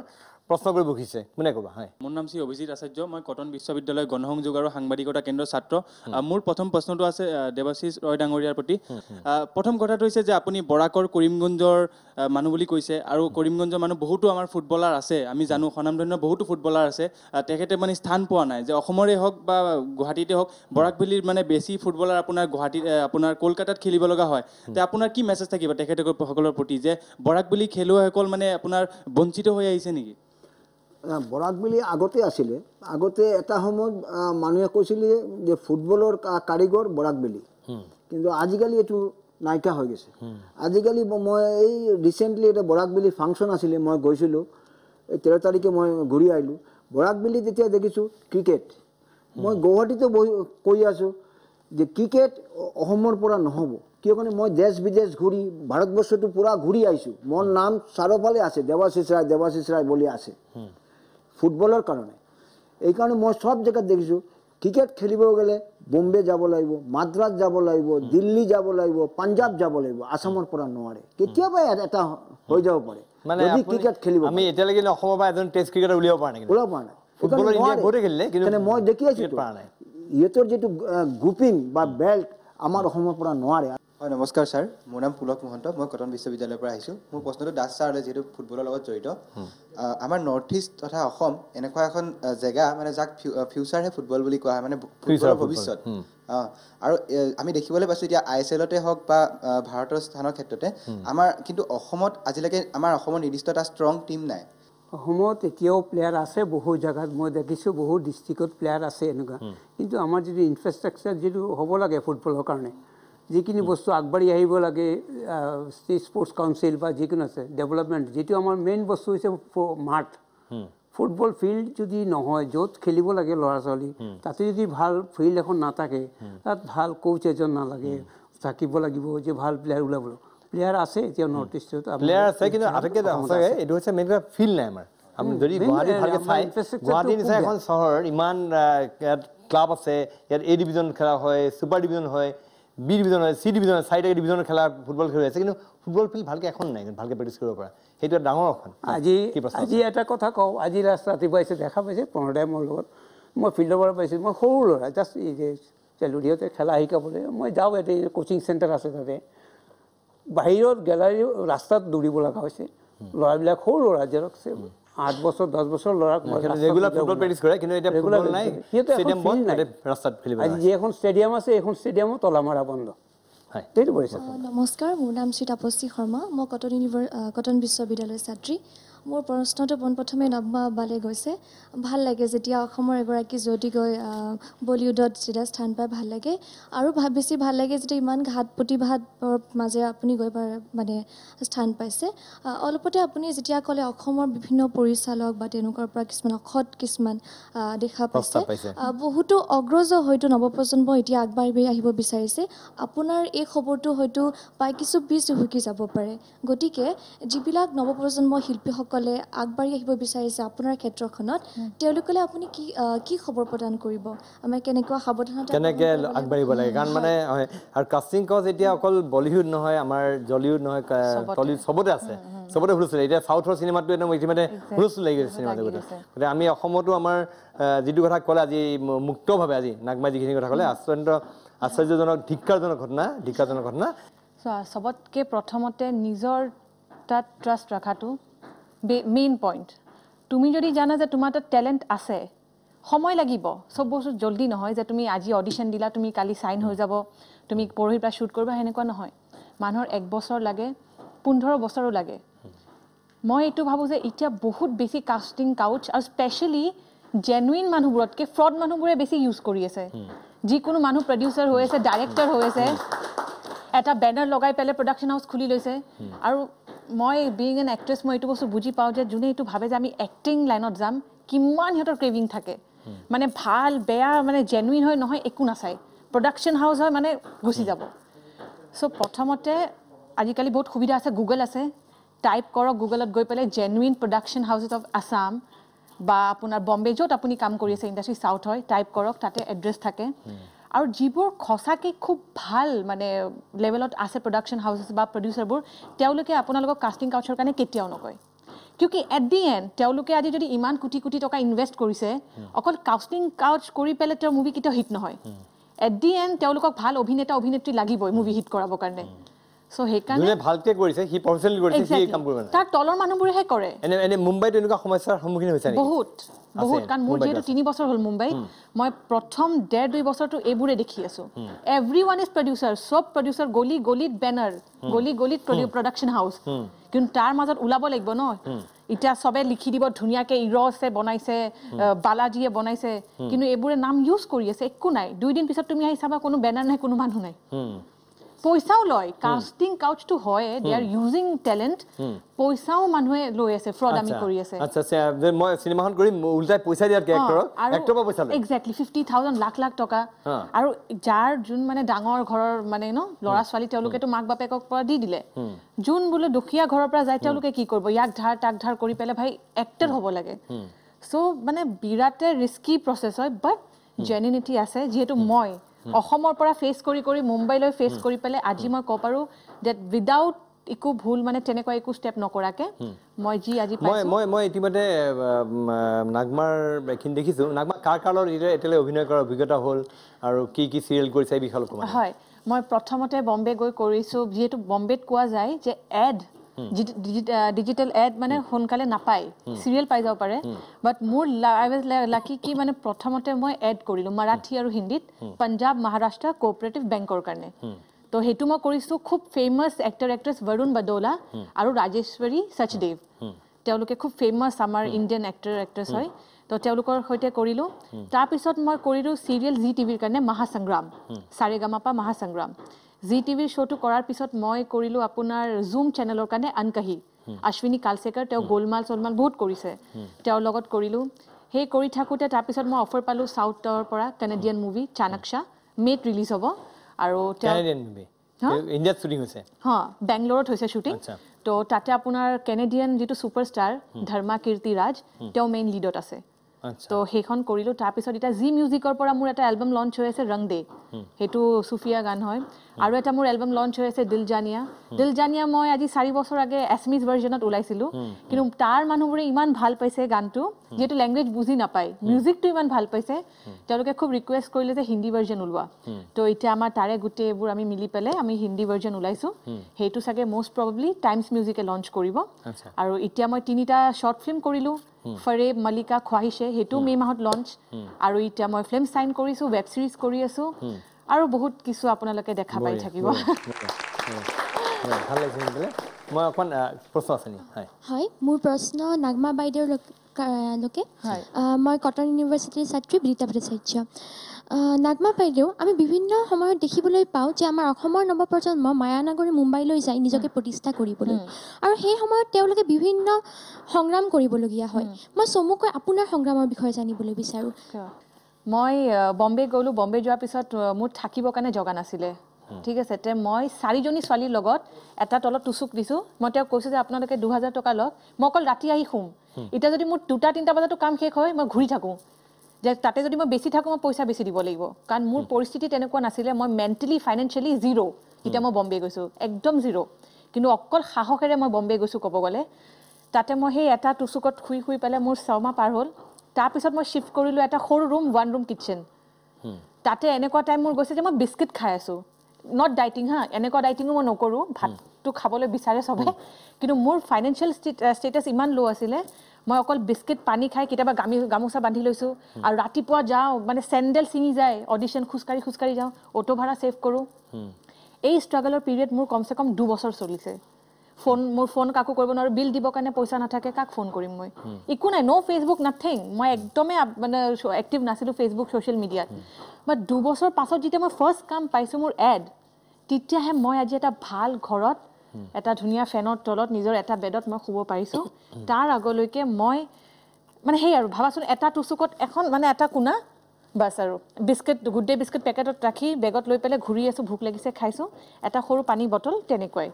আৰু কেতিয়াবা যদি মোৰ হাতত 100-200 টকা কিবাকে মই মেনেজ কৰি ল'লোঁ কাৰণ মই কেতিয়াও সৰু সুৰা কাম কৰা নাই বহুতে বম্বেত সাৰ্ভাইভ কৰিবৰ কাৰণে প্ৰিন্টছ কৰে কিবা কৰে মই সেইবোৰ কৰা নাই মোৰ ডাইৰেক্ট কি মই চিৰিয়েল কৰিম বা ভাল কিবা কৰিম চ' বাছ তেনেকুৱা গ'ল মানে আফটাৰ 2 years মই প্ৰপাৰলি এতিয়া ষ্টেবল হৈছোঁ 2 yearsলৈ নাথিং এতিয়া এটা পৰ্যায়লৈ আহিছে এতিয়া আহিছোঁ এতিয়া এইটো এটা প্ৰশংসনীয় আমি আৰু জানিম নাগমাৰ পৰা ভাস্কৰৰ পৰা বহুত কথা জানিবলগীয়া আছে দেৱাশিষ মতিলাল দাস তেওঁলোকৰ পৰা জানিম কিন্তু মই তাৰ বাবে লৈছোঁ খন্তেক সময়ৰ বাণিজ্যিক বিৰতি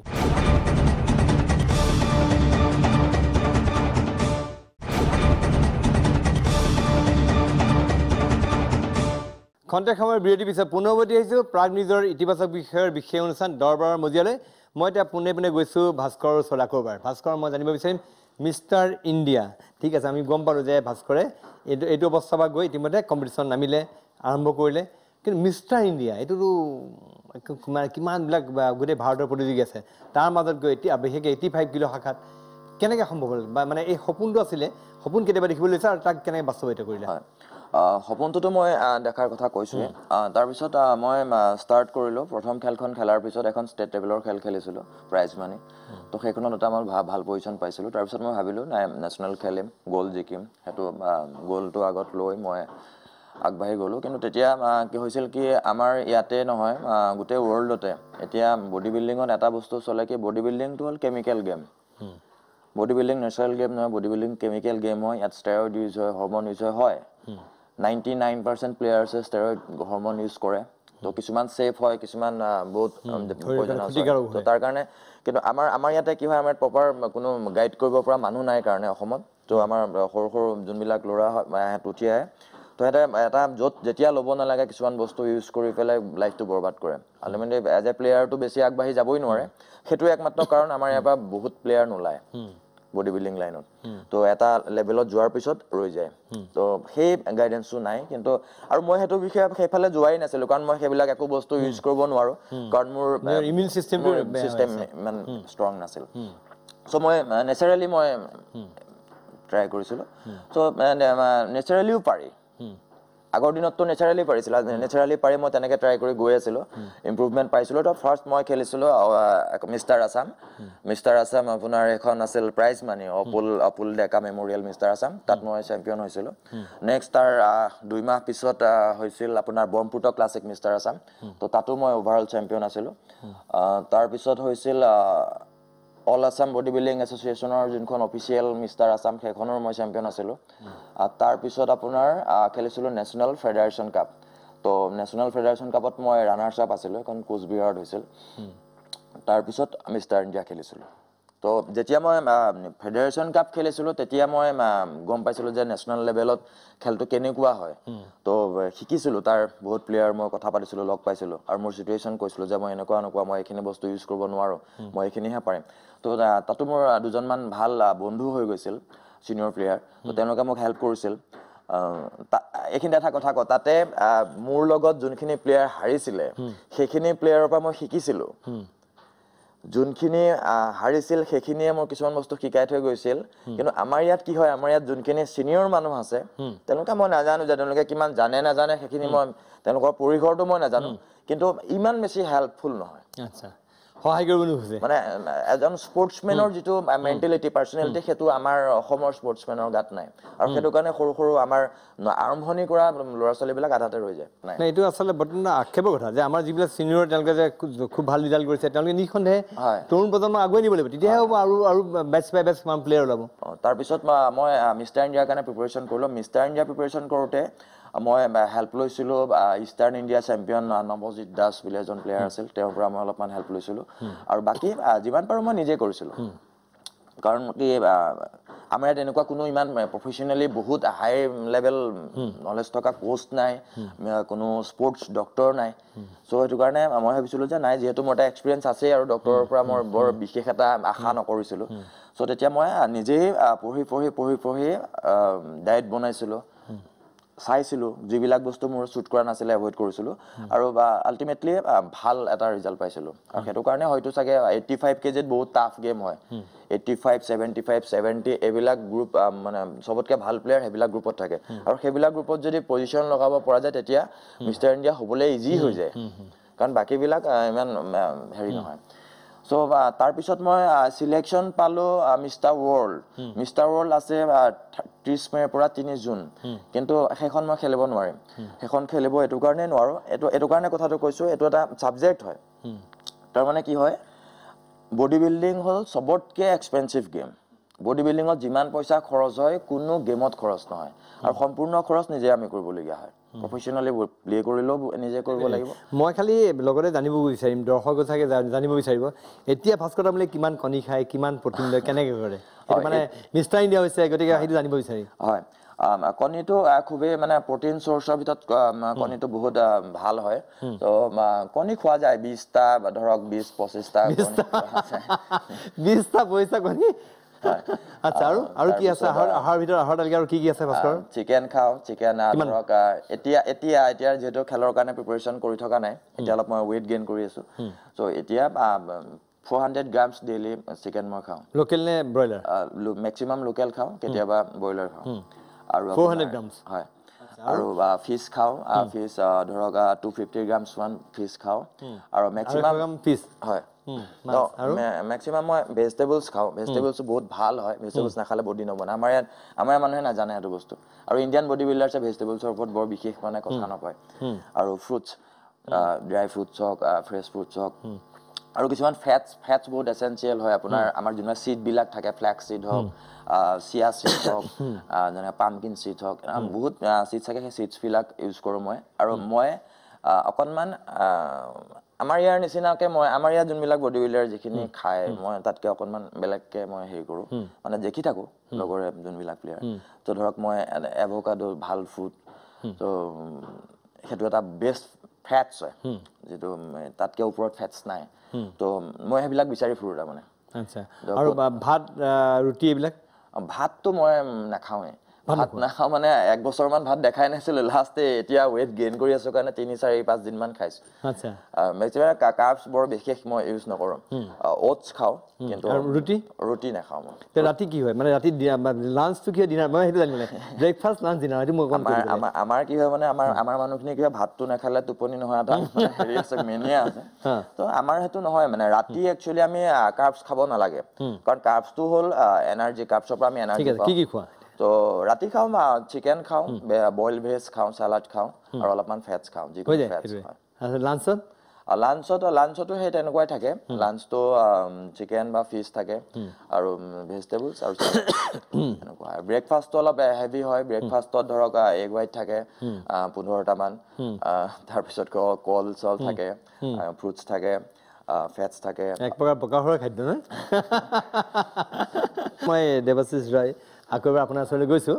মই আপোনাৰ পৰা জানিব বিচাৰিম আপুনি যেতিয়া গৈছিলে এৰিয়ান ক্লাবত আপুনি কিমান টকাত গৈছিলে আৰু লাষ্ট যেতিয়া আপুনি হায়েষ্ট কিমান পইচা পালে কাৰণ আজিকালিতো ফুটবলৰ বহুত পইচা আজিকালি ফুটবলৰ ভাল কেলকাতাত খেলিব পাৰিলেও 1 crore মান পাই যায় নাপায় না 70-80 লাখ টকাটো পাই যায় এতিয়া মই খেলিব পাৰিলোঁ ভগৱান যদি এতিয়া মই খেলিব দিলে এতিয়া মই 10-12 কোটি টকা মই মালিক হ'লোঁ কিমান পাইছিলে আপুনি মই যেতিয়া এৰিয়ান গৈছোঁ মই ভাবা নাই গুৱাহাটীতো আমি পোৱা নাই টাউন ক্লাবত 50 টকা দিয়ে 7 দিন পিছত চুলি দাড়ি কাটাৰ কাৰণে আর সাবান টাবান কেনার কারণে কিন্তু খেলি যে টাকা পাম মই ভাবা নাই কলকাতা যাওয়ার পিছতে মই এরিয়ানত মোক 4000 টাকা আর মাহত 200 টাকা করে খাওয়ার দিছিলে মোক মাহ 200 টাকা খাবলে আর সিজন টাকা 4000 টাকা থাকাটো ফ্রি না টাকাটো মন নিজৰ ও বাপ আচ্ছা তার পিছত যেতিয়া মই মোহামেডান গলো 15000 টাকা দিলে 15000 দিলে মই নিজে থাকো কেন কোচে কৈছিল নিজে থাকিলে নিজৰ স্বাধীনতা থাকিব এক লগত থাকিলে মানে স্বাধীনতা এখানে মই নিজে অকলে থাকিছো তার পিছত মই মোর সন্তোষ ট্রফি খেলিব গই মোর লাগি গল বুড়িত লাগি গল মোর অপারেশন হল মোর এই কারণে 82 এশিয়ান গেমস টু মই মেইন টিমত আছিলো কিন্তু বেলেগ লড়া হলে ওই নামটো রাখি এশিয়ান গেমসৰ সিম্বলটো লৈ আইনে কিন্তু মই এটু কৰা নাই মই লগে লগে কৈছো যে মই নোৱাৰিম ডাক্তার সার্টিফিকেট দিলো ড্রেস ফেস সব যোগ হৈ গল সব রেডি হৈ গল তারপর আপনি ইনজুর্ড হইছে তারপর ইনজুর্ড হৈ গল সন্তোষ ট্রফি খেলিব কটক তারপিছত মই কলো মই খেলিব নোৱাৰো মোৰ লগত সিঙ্গাপুৰেৰ একটা ক্লাবৰ কন্টেক্ট হৈছিল মোক 10 লাখ টাকা দিছিলে আৰ 2টা প্লেনৰ টিকেট কিয় কাৰণে সিঙ্গাপুৰ গলে মোৰ লগতো এটা লৰা লাগিব লাগিব কেনে কাৰ লগত মই কথা পাতিম এই কাৰণে দিছিলে কিন্তু মই খেলিব পৰা নাই তাৰ উকিল লৈ গৈ সিঙ্গাপুৰ হাউসত গলো গৈ ৰিটাৰ্ণ দি কেশ টকা 10 লাখ জমা দিলো আৰ 2টা টিকেটও জমা দি ঘূৰাই দিলে নহলে মই আজি হয়তো ইন্ডিয়াৰ বাইৰেতে থাকিব আচ্ছা আচ্ছা দুৰ্ভাগ্য হেতু তাৰ পিছত মই মোহনবাগান ইষ্টবেঙ্গলত খেলিলো 85 1 লাখ টাকা পালো 80000 এডভান্স পালো মোহনবাগান 3 বছৰ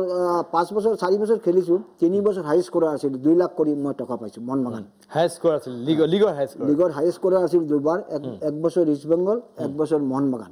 কিন্তু এটা বস্তু মই ক'ব ওলাইছোঁ মোহনবাগান যেতিয়া মই খেলিছিলোঁ এজন অফিচিয়েল আছিলে তাৰ লোৱাৰ বিজনেছ আছিল মানুহজন মোহনবাগান বুলি মানে একদম তাৰ মানে মোহনবাগানৰ বাহিৰত কোনো টিম উগ্ৰ সমৰ্থক তে মই যেতিয়া লিগত খেলোঁ মই গ'ল কৰোঁ 2টা গ'ল কৰিলে পিছদিনা দেখো এটা মানুহ আহে কাগজ দি মোৰা এটা মোক দি যায় মই কিন্তু কি হ'ল পিনাপ মাৰা তাৰপিছত মই খুলি দেখোঁ 2 গ'ল কৰিছোঁ এই কাৰণে 1000 টাকা আৰু কংগ্ৰেচুলেশ্যন এনে কৰি ডেইলি মই টকা পাই আছোঁ 3 লাখ 3টা কৰিলে 1500 তে লাষ্ট এটা মেচ আছিল ইষ্টবেংগল মোহনবাগান তে মই গ'ল কৰিলোঁ ইষ্টবেংগলৰ এগেইনষ্টত লাষ্ট মিনিটত ড্ৰ হৈ গ'ল মই ভাবিলোঁ কালিতো আৰু টকা নাহে কিন্তু আজিতো ড্ৰ হৈ গ'ল পিছদিনা দেখি 1500 আহিছে এটা গ'লৰ কাৰণে দেখি 1500 টকা মানে এনেকুৱা যে পায় মানে মই ভাবা নাই মই এইটো জানিব বিচাৰিম বেংগলী মানুহ বঙালী মানুহ ফুটবল পাগল নাম আছে বঙালী মানুহৰ আৰু বিশেষকৈ ইষ্ট বেংগল মোহনবাগান এইটোতো এখন ডাৰ্বি ফাইট একদম মানে সাংঘাতিক মানে ইলিছ মাছ জুলাই ৰাখিব ইফালে চিঙৰা এনেকুৱা ফটো দি ৰাখিব যাৰ মানে যিটো প্লেয়াৰ তাৰ পচন্দ এইটো দি মালা চালা লগাই দি একদম ৰাখিব সেই উন্মাদনাৰ কথা শুনি ইষ্ট বেংগল মোহনবাগান যেতিয়া ফাইট হয় সাংঘাতিক কলকাতা মানুহ এটা ডিভাইড গোটেই কলকাতা মানুহ ভাগ হৈ যায় আধা মানুহ ইষ্ট বেংগল চাপৰ্টাৰ আধা মানুহ মোহনবাগান চাপৰ্টাৰ যদি ইষ্ট বেংগল জিকে ইলিছ মাছৰ দাম বাঢ়ি যাব চিঙৰা মোহনবাগান জিকিলে ইলিছ মাছৰ দাম কমি যাব মানে আৰ তাৰপিছত বজাৰত গ'লে যদি ষ্টাৰ প্লেয়াৰ হ'লে নহয় বজাৰত সোমালে পইচা নলয় লৈ যাওক আৰে পইচা লৈ যাওক না আপুনি কি হ'ব পইচা দিব গৈছে তাৰপিছত মহম্মদান পাৰ্ক ষ্ট্ৰীট অঞ্চলত এতিয়াও মানে সোমালে ফাৰ্ষ্টত মানে সিহঁতে নিজে আলোচনা কৰিব এইটো হয় নেকি মানে মহম্মদান চাপৰ্টাৰে পাগলা বুলি মাতে মোক মানে মৰম কৰি মাতে তে সিহঁতে দুটা আলোচনা কৰি আছে যে হয় নেকি এটা ক'ব নাই এই শৰ্ত লাগা তাৰপিছত আহি মোক খুজিব भैया आपको पूछेगा पूछो क्या है बोला आप देवाशीष रे है अरे जीत गया शर्ट जीत गया ये बेटिंग लगा মানে বেলেগ পৰিৱেশ আপোনাৰ তিতা মিঠা বুগিটা বহুত আছে অলপ ক'ব নেকি কেনেকুৱা ধৰণৰ তিতা মিঠা বুগিটা ফুটবল ফিল্ডত মানে ফুটবল আপুনি এবাৰ খুব বেয়াকৈ ইনজিয়ৰ হ'ল তাৰপিছত খেলা পাতৰি হ'বলগীয়া হ'ল তাৰপিছতে মই ভাবিলোঁ আপুনি ক'লে যে অৰ্জুন পুৰস্কাৰৰ পৰা বঞ্চিত হ'বলগীয়া হ'ল হৈ গ'ল এছিয়ান গেমছ 82 খেলিব নোৱাৰিলোঁ তাৰপিছতে মই কৈছোঁ নহয় অসমৰ মানে ৰাইজে মোক শক্তি যোগাইছে শক্তি যোগাবৰ কাৰণে মই অপাৰেশ্যনৰ 4.5 ঘণ্টা মোৰ অপাৰেশ্যন হ'ল লিগামেণ্ট ছিঁড়ি গৈছিল তাৰপিছতে মই আকৌ আহি হাইয়েষ্ট স্কোৰাৰ হ'লোঁ বেংগল টিমৰ লিগামেণ্ট আপোনাৰ ভৰি লিগামেণ্ট ছিঙি গৈছিলে সম্পূৰ্ণ বেড ৰিডেন লিগামেণ্টটো মাজত থাকে এনেকুৱা ছিঁড়ি গৈছিল মানে এনেকুৱা দুটা ভৰি এনেকুৱা হৈ গৈছিল তাৰপিছত 4.5 ঘণ্টা অপাৰেশ্যন হ'ল তামাৰ তাৰ দি অপাৰেশন কৰলে ডাক্তাৰে কৰি তাৰপিছতে মই প্ৰেক্টিছ কৰি 1 বছৰ মই খেলা নাই খালি প্ৰেক্টিছ মই যেটো ঘৰত আছিলো ৰাতিপুৱা মোক খুদে আপোনালোকৰ ঘৰত এই লোৱা লাক্কাৰৰ আৱাজ কিয় হৈ আছে মই কলো পাগল ছাগল হোৱা নাই মই মানে এক্সাৰসাইজ কৰি থাকো মানে হেতু হ'ব নোৱাৰে মানে আৱাজ ৰাতি 2টা 3টা লৈকে খালি এক্সাৰসাইজ কৰি আছো মই ফিল্ডত আহিব লাগিব তাৰপিছত মই কৈছিলো যেদিন মই ফিল্ডত খেলিব নোৱাৰিলে মই ঘৰ এৰি দিম তেতিয়া মা বাচি আছিল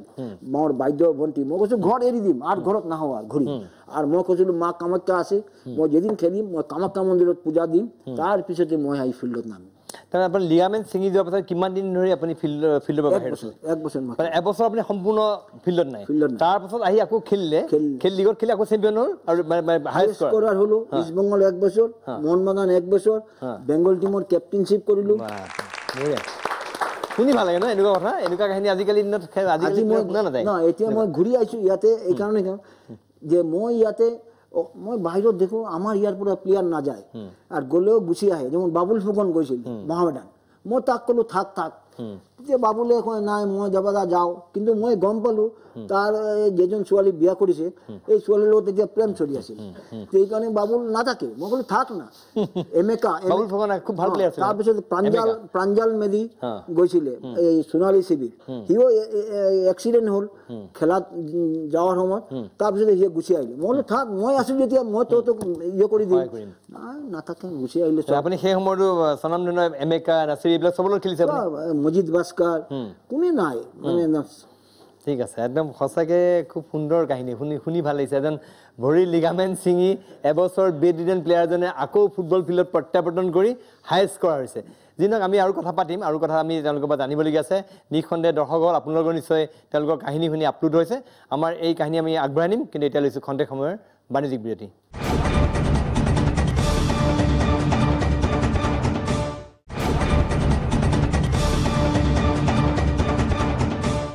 খন্তেক সময়ৰ বিৰতি পিছত পুনৰ উভতি আহিছোঁ প্ৰাগ নিউজৰ ইতিবাচক বিষয়ৰ বিশেষ অনুষ্ঠান দৰবাৰৰ মজিয়ালৈ আমি আজি 4জন বিশেষ ব্যক্তিৰ সৈতে কথা পাতি আছোঁ আমাৰ মাজত ভালেসংখ্যক ছাত্ৰ ছাত্ৰী আছে কাৰোবাৰ প্ৰশ্ন আছে হয় নমস্কাৰ মোৰ নাম সন্তা দেৱী বৰুৱা মই কটন বিশ্ববিদ্যালয়ৰ পৰা আহিছোঁ মোৰ প্ৰশ্নটো ভাস্কৰ দালে আছিলে ভাস্কৰ দা আপুনি অকণমান খন্তেক সময় আগত কৈছিলে যে আপুনি যেতিয়া আপোনাৰ ৰোগটোৰ বিষয়ে অকণমান গভীৰকৈ জানিবলৈ যেতিয়া চিকিৎসকৰ সুধিছিলে আপোনাক ক'লে যে আপুনি ইণ্টাৰনেটত চাই লওক অসমত কি ৰোগ চিকিৎসকৰ নেগলিজেন্সৰ কাৰণে কি মানুহবিলাকে কি বাহিৰত যাব লগা হয় নেকি মানে ৰোগটো ভাল কৰিবলৈ অসমত ইমানেই পিছপৰা হৈ আছে নেকি হয় কিন্তু টেকনিকেলিটো আজিকালি বহুত ওপৰলৈ গৈছে কিন্তু হয়তো ডক্টৰক মই ডক্টৰ লেভেল হৈছে কিমান ডক্টৰ চিকিৎসক লেভেল হয় সকলো নহয় তো কিছুমান তেনেকুৱা হ'ব পাৰে থাকে নমস্কাৰ মই দক্ষিণ কামৰূপ কলেজৰ পৰা আহিছোঁ ৰঞ্জন হাজৰিকা মোৰ প্ৰশ্নটো আছিল নাগমাবালৈ আপুনি ভৱিষ্যতে অসমত কাম কৰিম বুলি ভাবিছেনে আৰু মানে নতুন নতুন অভিনেতাসকলৰ বাবে আপুনি ভৱিষ্যতে কি কৰিম বুলি ভাবিছে এতিয়া মোৰ ষ্টাৰ্টিং হয় মই কৰি আছোঁ বহুত এতিয়া মুভিজ কৰিম মই ৱেব ছিৰিজ যিহেতু আমাৰ এতিয়া এনেকুৱা হৈছে 10 বছৰ কামিং 10 ইয়াৰ্ছ পুৰা ডিজিটেল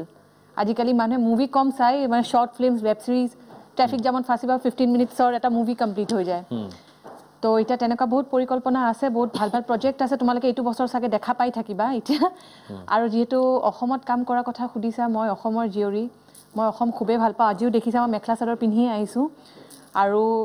যিহেতু পাষ্টৰ যিখিনি এক্সপিৰিয়েঞ্চ আছে মই সেইখিনি পাহৰি পেলাইছোঁ এতিয়া যদি মই অসমত কাম কৰা সুযোগ পাওঁ মই নিশ্চয় কৰিম এনে তাত মুম্বাই বলিউডৰ জগতখনৰ অসম বুলি ক'লে তেওঁলোকৰ মানে কেনেকৈ লয় মানে কি বুলি অসমকতো তেওঁলোকে লেণ্ড অফ মিউজিক বুলি জানে কিন্তু মোৰ ক্ষেত্ৰত এনেকুৱা হৈছে প্ৰথমতে তেওঁলোকে মোক অসমীয়া বুলি নামানে मैं कब लगे कि मैं असम से हूँ नहीं मैडम आप असम से नहीं हो अब बताइए कैसे नहीं हो आप लगते नहीं हो असमीज आपकी आंखें ऐसे नहीं है आप इतनी अच्छी हिंदी बोल लेते हो मैंने बोला मैंने उस पर काम किया है मैं शिकिसो प्रथमत मैं जितना গৈছো অকমান অসমীয়া এক্সেন্টটো আছিলে মোৰ বাট মই বহুত উৰ্দু ক্লাস ললো হিন্দি ক্লাস লৈ পেলে বহুত হিন্দি মই কোৱা ঠিক কৰিলো তে হিতে কিন্তু বিৰাট ট্যালেন্টেড দে নো মানে অসমৰ যদি হয় ভেরি ট্যালেন্টেড মানে तो माइनर अगर असम से है नॉर्थ ईस्ट से है ये बंदा या बंदी बहुत टैलेंटेड है अच्छा हेतु भालना আছে খুব ভাল এটা হেৰি আছে হ্যাঁ খুব ভাল না এটো যেনেকে নহ আমাৰ অসমৰ লছলি ইমান ভাল গেলেছে হয় মই আকৌ আপোনাৰ মডেলৰ শেষত আপোনাৰ তিতা বেটা অভিজ্ঞতা ফিল্ডত মোৰ কো তেনেকুৱা হোৱা নাই কিন্তু এনেই আমি কিছুমান ভাল হেৰি খেলত মানে ভাল প্লেয়াৰৰ লগ পাইছোঁ টিপছো ভাল পাইছোঁ খেলাটো কেনেকুৱা খেলিব লাগে অসমৰ ফুটবলৰ ভৱিষ্যত আপুনি কি বুলি ভাবে অসমৰ ফুটবল ভৱিষ্যতে চাওক যি বস্তুটো দৰকাৰ সেই বস্তু আমি প্ৰথমতে ৰেডি কৰিব লাগিব আজিকালি ফুটবল ল'ৰা ছোৱালী আগৰ আমাৰ দৰে যে ফুটবল খেলাটো দেখাৰ দৰে নহয় আজিকালি সবেই টিভিত যিটো ফুটবল ষ্টেণ্ডাৰ্ড দেখে ফিল্ড দেখে যে সিহঁতৰ যিটো মেটেৰিয়েল দেখে সেইটো বহুত চফিষ্টিকেট সেই বস্তুটো আমাৰ ল'ৰাক দিব লাগিব বোকাত পৰি ভৰি ভাঙা দৰকাৰ এতিয়া বাহিৰত সেই ফিল্ডো নাই তেনেকুৱা এগুমেণ্টছ নাই কোচৰো তেনেকুৱা ফিল্ড নহ'লে সিহঁতে ল'ৰাত সেইখন ফিল্ডলৈ নানে টেবিল এটা লাগে যে এইটোতে ভাল ফুটবল কৰিলে আজিকালি সবেই ভাল বস্তু দেখা পাই আছে আপুনি এতিয়া গুৱাহাটীত যিমানে স্পৰ্টছ হওক কিবা যিখিনি সবেই এডভান্স চব আছে সেই হিচাপত আমাৰ ফিল্ড বা হেৰি ইনফ্ৰাষ্ট্ৰাকচাৰ বা হেৰি বস্তু সব বস্তু আমাৰ এছ'চিয়েশ্যন আহিব লাগিব সব ডিষ্ট্ৰিক্টত তেনেকুৱা ভাল সৃষ্টি কৰিব লাগিব আপুনি কি ভাবে বৰ্তমান ISL হৈ গ'ল অসম মানে বহুত প্লেয়াৰ ওলাই গৈছে বহুত ধৰণৰ কথা কৈছে ISL আমাৰ ইণ্ডিয়ান ফুটবলক উপকৃত কৰিছে আপোনাৰ কি ধৰণৰ চমকে কি শেষত একচুৱেলি নিতা আজমানিক একফালে মই ধন্যবাদ দিম আৰু একফালে কম যে এইটো আৰু বেয়া কৰি আছে কিয় কাৰণে আগতে যেনেকুৱা Darjeeling gold cup Sikkim gold cup Bombay Roberts cup Delhi DCM Durand Nagji trophy এইবিলাক খেলা হৈ আছিলে ফেডাৰেশ্যন কাপ আজিকালি এইবিলাক লাহে লাহে বন্ধ হৈ আছে সব ইনক্লুডিং বৰ্ডৰ ট্ৰফি এই যে আমাৰ ঐতিহাসিক বৰ্ডৰ ট্ৰফি এক প্ৰকাৰ বন্ধ হৈ গৈছে যোৱাবাৰ আমি কৰিছিল আমাৰ প্ৰাগ চেনেলৰ স্বত্বাধিকাৰী সঞ্জয় নাৰায়ণ পিছা বুহৰা কিন্তু এইবাৰো হ'ব কিন্তু লাহে লাহে এই টুৰ্ণামেণ্ট বন্ধ হৈ গৈছে এই যে আমাৰ জন আব্ৰাহিমটো একো নহয় খালি নামত ৰাখিছে যিমান অফিচিয়েল আছে আমাৰ ইয়াৰ নহয় কিয় আমাৰ ইয়াৰ পৰা অফিচিয়েল ল'ব লাগিব আমাৰ নৰ্থ ইষ্টৰ টিম আমাৰ ইয়াৰ পৰা ৰাখিব লাগিব তাৰপিছত আমাৰ আসাম ফুটবলৰ যে ছেক্ৰেটাৰী মোৰ দুখ লাগে মই ইমান খেলিলোঁ আৰু কিবা খেলিব লাগিব নেকি মই এটা চিলেক্টাৰেই নহয় আসাম ষ্টেট টিমৰ মই এটা চিলেক্টাৰেই নহয় মই গুৰুত্বই নিদিয়ে মোৰ কি আৰু কিবা পৰীক্ষা দিব লাগিব নেকি মই সেইটো ভাবি আছোঁ মই খালি শেষত আৰু এটা কথা জানিব বিচাৰিম আপুনি আপোনাৰ পৰিয়াল আছে কলকাতাত কিন্তু আপুনি অসমতে থাকি গ'ল মই অসমত থাকিলোঁ কিয় কাৰণে মোৰ জন্ম ইয়াতে মই পৰিয়ালক কৈছোঁ মই যে তোমালোকে আহিলে আহিব পাৰা নহ'লে তোমালোকে তাতে থাকা কিন্তু মই তাত ইয়াতে থাকিম মোৰ জন্ম ইয়াতে মই ল'ৰাক কৈছোঁ যে মই মৰিলে মই নৱগ্ৰহত মোক জ্বলাব লাগিব আৰু ইয়াতেই মই থাকিম মই এতিয়া ভাস্কৰৰ ওচৰলৈ আহিছোঁ ভাস্কৰৰ পৰা মই জানিব বিচাৰিম ভাস্কৰে কাৰণ অভিনয় জগতৰ কথা পতা নহ'ল ভাস্কৰ এজন আচলতে প্ৰথম পৰিচয় কিন্তু ভাস্কৰৰ এক্টৰ আছিলে কিন্তু মই ভাস্কৰৰ এক্টিং কেৰিয়াৰ বিষয়ে মোক অকণ জানিব মই MSR কৰিছিলোঁ MSR ড্ৰামা কৰিছিলোঁ চিগালৰ আছিলোঁ বাৰুল ইছলামৰ চিগাল তাৰপিছত মই গুৱাহাটীত যিমান MSR গ্ৰুপ আছে আমাৰ নিউ ইয়াৰ প্লেয়াৰ্ছ হওক সূৰ্য বা অনুপ হাজৰিকা পাকিজা বাহঁতৰ চ' সকলোৰে লগত মই কাম কৰিছোঁ এটা টাইম এনেকুৱা আছিল যে ৰবীন্দ্ৰ ভৱনত মোৰ প্ৰত্যেক মাহত দুখন প্লে থাকে সেইটো সময়ত মই MSRত বহুত কাম কৰিছিলোঁ তাৰপিছত মই মোবাইল থিয়েটাৰত গৈছিলোঁ তো মোবাইল থিয়েটাৰত আছিলোঁ মই 4 বছৰ ৰাজমহল থিয়েটাৰত আছিলোঁ 2 বছৰ হেঙুলত আছিলোঁ 2 বছৰ আৰু চিৰিয়েল কৰিছোঁ প্ৰত্যেকটো চেনেলতে কৰিছোঁ বেমাৰৰ পিছত মই যেতিয়া মানে বেমাৰৰ পিছত কৰিছিলোঁ হেৰি আপোনাৰ ৰেঙনিত কৰিছিলোঁ অপৰূপা বুলি এখন আৰু জোনাকত কৰিছিলোঁ বিদেশী বন্ধু বুলি আৰু ৰঙতো কিবা কিবি কৰিছিলোঁ এতিয়া এখন ৰিচেণ্টলি হেৰি কৰি আছোঁ মই অস্তিত্ব বুলি এখন অসমীয়া চিনেমা কৰি আছোঁ খুব চিৰিয়াছ ছাবজেক্ট মই তাতে বাঘ হাজৰিকা বুলি এটা কেৰেক্টাৰ কৰি আছোঁ আমাৰ হিষ্ট্ৰী বেছ অলপ হেৰি কেৰেক্টাৰ হয় চ' ভাল লাগিছে কাম কৰি আৰু অহা বছৰ হয়তো মই যদি মই খেলিব নাযাওঁ তেতিয়া মই থিয়েটাৰ যাম এগ্ৰিমেণ্ট কৰা আছে কিন্তু যদি মোৰ ইউনিভাৰ্ছখন খেলিব যোৱা হয় তেতিয়া হয়তো চাগে থিয়েটাৰ কেঞ্চেল মিষ্টাৰ ইউনিভাৰ্ছ কেতিয়া আছে মিষ্টাৰ ইউনিভাৰ্ছ আছে মোৰ নৱেম্বৰ জাৰ্মানীত আছে জাৰ্মানীত হ'ব সেইখনৰ কাৰণে ভালকৈ যাম বুলি ভাবিছে ভালকৈ প্ৰিপেয়াৰ ভাস্কৰ এতিয়া নিজকে আৰু 4-5 বছৰ পিছত নিজকে ক'ত চাব বিচাৰে মই ভাবোঁ যে মই এনেকুৱা এজন মানুহ হ'ম যে মোৰ পিছত পজিটিভলি কাম কৰা মানুহ বহুত গোট খাই থাকক মোৰ সাংঘাতিক ডাঙৰ সপোন নাই যেনেকৈ আজি মই ষ্টাডি কৰি এটা জেগাত যাব পাৰিছোঁ এতিয়া মই ষ্টাৰ্ট এনেকৈ কৰিছোঁ মই এতিয়া আপোনাৰ 1 তাৰিখৰ পৰা মই 10জন মানুহ লৈছোঁ 10জনেই অলপ হ'লেও ফিজিকেলি ইমবেলেঞ্চ হৈ আছে তেওঁলোকৰ হয় কাৰোবাৰ প্ৰেছাৰ আছে চুগাৰ আছে থাইৰইড আছে কলেষ্ট্ৰল আছে পেংকিয়াছৰ প্ৰব্লেম আছে লিভাৰ কিডনিৰ প্ৰব্লেম আছে তেনেকুৱা কেইজনমান মানুহ লৈ মই তেওঁলোকক ট্ৰেইন কৰি আছোঁ অকল এক্সাৰচাইজ কৰোৱা নাই তেওঁলোকক মই কেনেকৈ নেচাৰেলি বেমাৰটো কণ্ট্ৰল কৰি ৰাখিব পাৰি বা কেনেকৈ ভাল এটা শৰীৰ পাব পাৰি মই তেওঁলোকক ট্ৰেইন কৰি আছোঁ আৰু ৰিজাল্টটো পাইছোঁ বেছিদিন হোৱা নাই আজি সেইটো আৰম্ভ কৰিছোঁ মই তো তেনেকৈ ভাবোঁ যে তেনেকৈ যদি মই সহায় কৰি যাব পাৰোঁ তেনেকুৱা এটা যদি পৰিৱেশ যদি বনাব পাৰোঁ মোৰ ভাল লাগিব মোৰ টাৰ্গেটটো সেইটো সাংঘাতিক ডাঙৰ সপোন মোৰ নাই নিজৰ জিম টিম আছে কিবা মোৰ জিম আছে নিজৰ জিম মোৰ দেৰগাঁৱত আছে গুৱাহাটীত মোৰ নিজৰ জিম কোনোবাই যদি ভাস্কৰ তামুলীৰ পৰা প্ৰশিক্ষণ ল'ব বিচাৰে তেতিয়া মোক কণ্টেক্ট কৰিব পাৰে মই বেলেগৰ জিমত মই কৰাওঁ মোৰ নিজৰ জিম নাই আচ্ছা যিহেতু আমাৰ মাজত এজন মিষ্টাৰ ইণ্ডিয়া আছে অলপতে মিষ্টাৰ ইণ্ডিয়া হৈছে ভাস্কৰ তামুলী মই ভাস্কৰ আজি যিহেতু পাইছোঁ আমি আমাৰ মাজত গতিকে তেওঁৰ শৰীৰটো আমি নিখনে চাবলৈ বিচাৰিম এবাৰ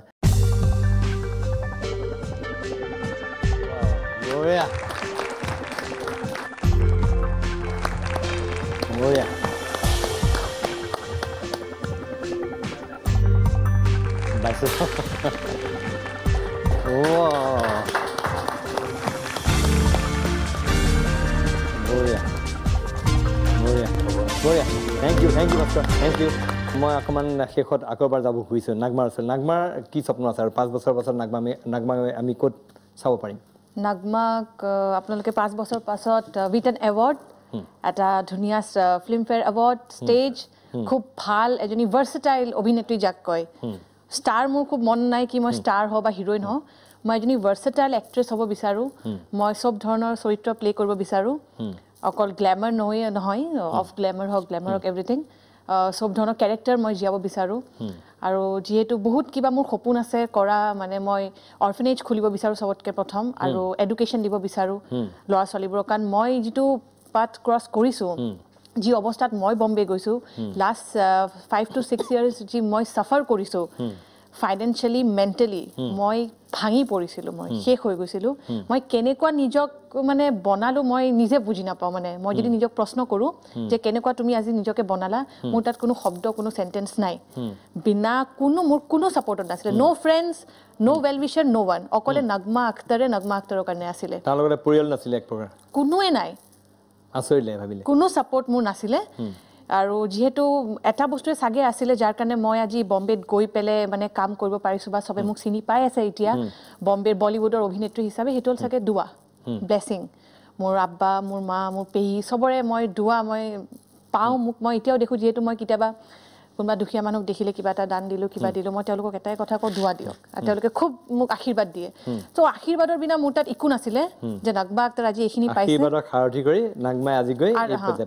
আৰু এটা খুব ভাল বন্ধু মই বম্বেত যিহেতু পাইছোঁ যেনেকুৱা মই আপোনাক ক'লোঁ 90 kg হৈ গৈছিলে 90ৰ পৰা আজি মই 58 ত' সেইটো মোক ট্ৰেইন কৰিছে সোনু চৌৰাচিয়া তেওঁ হ'ল চেলিব্ৰিটি ট্ৰেইনাৰ যোনে আমিৰ খানক গজনীত যোনে বডি বনাইছিলে সেইটো তেওঁ হয় আৰু মোৰ খুব এজন ভাল বন্ধু অৰ্জুন যাদৱ তেওঁৰ এতিয়া দুখন মুভি আহি আছে এটা জন এব্ৰাহামৰ লগত এটা অৰ্জুন ৰামপালৰ লগত তো বম্বেত গৈ এই দুজন মোৰ মানে দুটা লাখুটি যোনে মোক এজন এক্টৰ সি মোক পুছ কৰি আছে এজন ডায়েটিচিয়ান ফিজিচিয়ান তেওঁ মোক বিল্ড আপ কৰি আছে সো বাকি আৰু আজি মই আপোনালোকৰ ওচৰত আছো আমি সঁচাকৈ আমি আটাইকেইগৰাকী যিকেইগৰাকীক আজি ষ্টুডিঅ'ত পালোঁ প্ৰত্যেকৰ কাহিনী আমাক আপলোড কৰিলে আমি তেওঁলোকক লৈ গৌৰৱবোধ কৰিছোঁ এই গোটেইকেইজনৰ সপোন বাস্তৱায়িত হওক আপোনালোকক আশীৰ্বাদ কৰি অসমৰ ফুটবল যাতে আৰু আগবাঢ়ি যায় আৰু দুইজনৰ যি সপোন আছে সেই সপোন আমি বাস্তৱায়িত হ'বলৈ আমি কামনা কৰিলোঁ আটাইবাৰে সকলোৰে কৰতালি হাত দিবলৈ ভালকৈ পুনৰবাৰ সকলোকে ধন্যবাদ জনাইছোঁ আৰু আমাৰ যিসকল ছাত্ৰ ছাত্ৰী অংশ ল'লে তেওঁলোকক ধন্যবাদ জ্ঞাপন কৰি আমাৰ এই বিশেষ অনুষ্ঠান দৰবাৰৰ ইয়াতে সামৰণি মাৰিছোঁ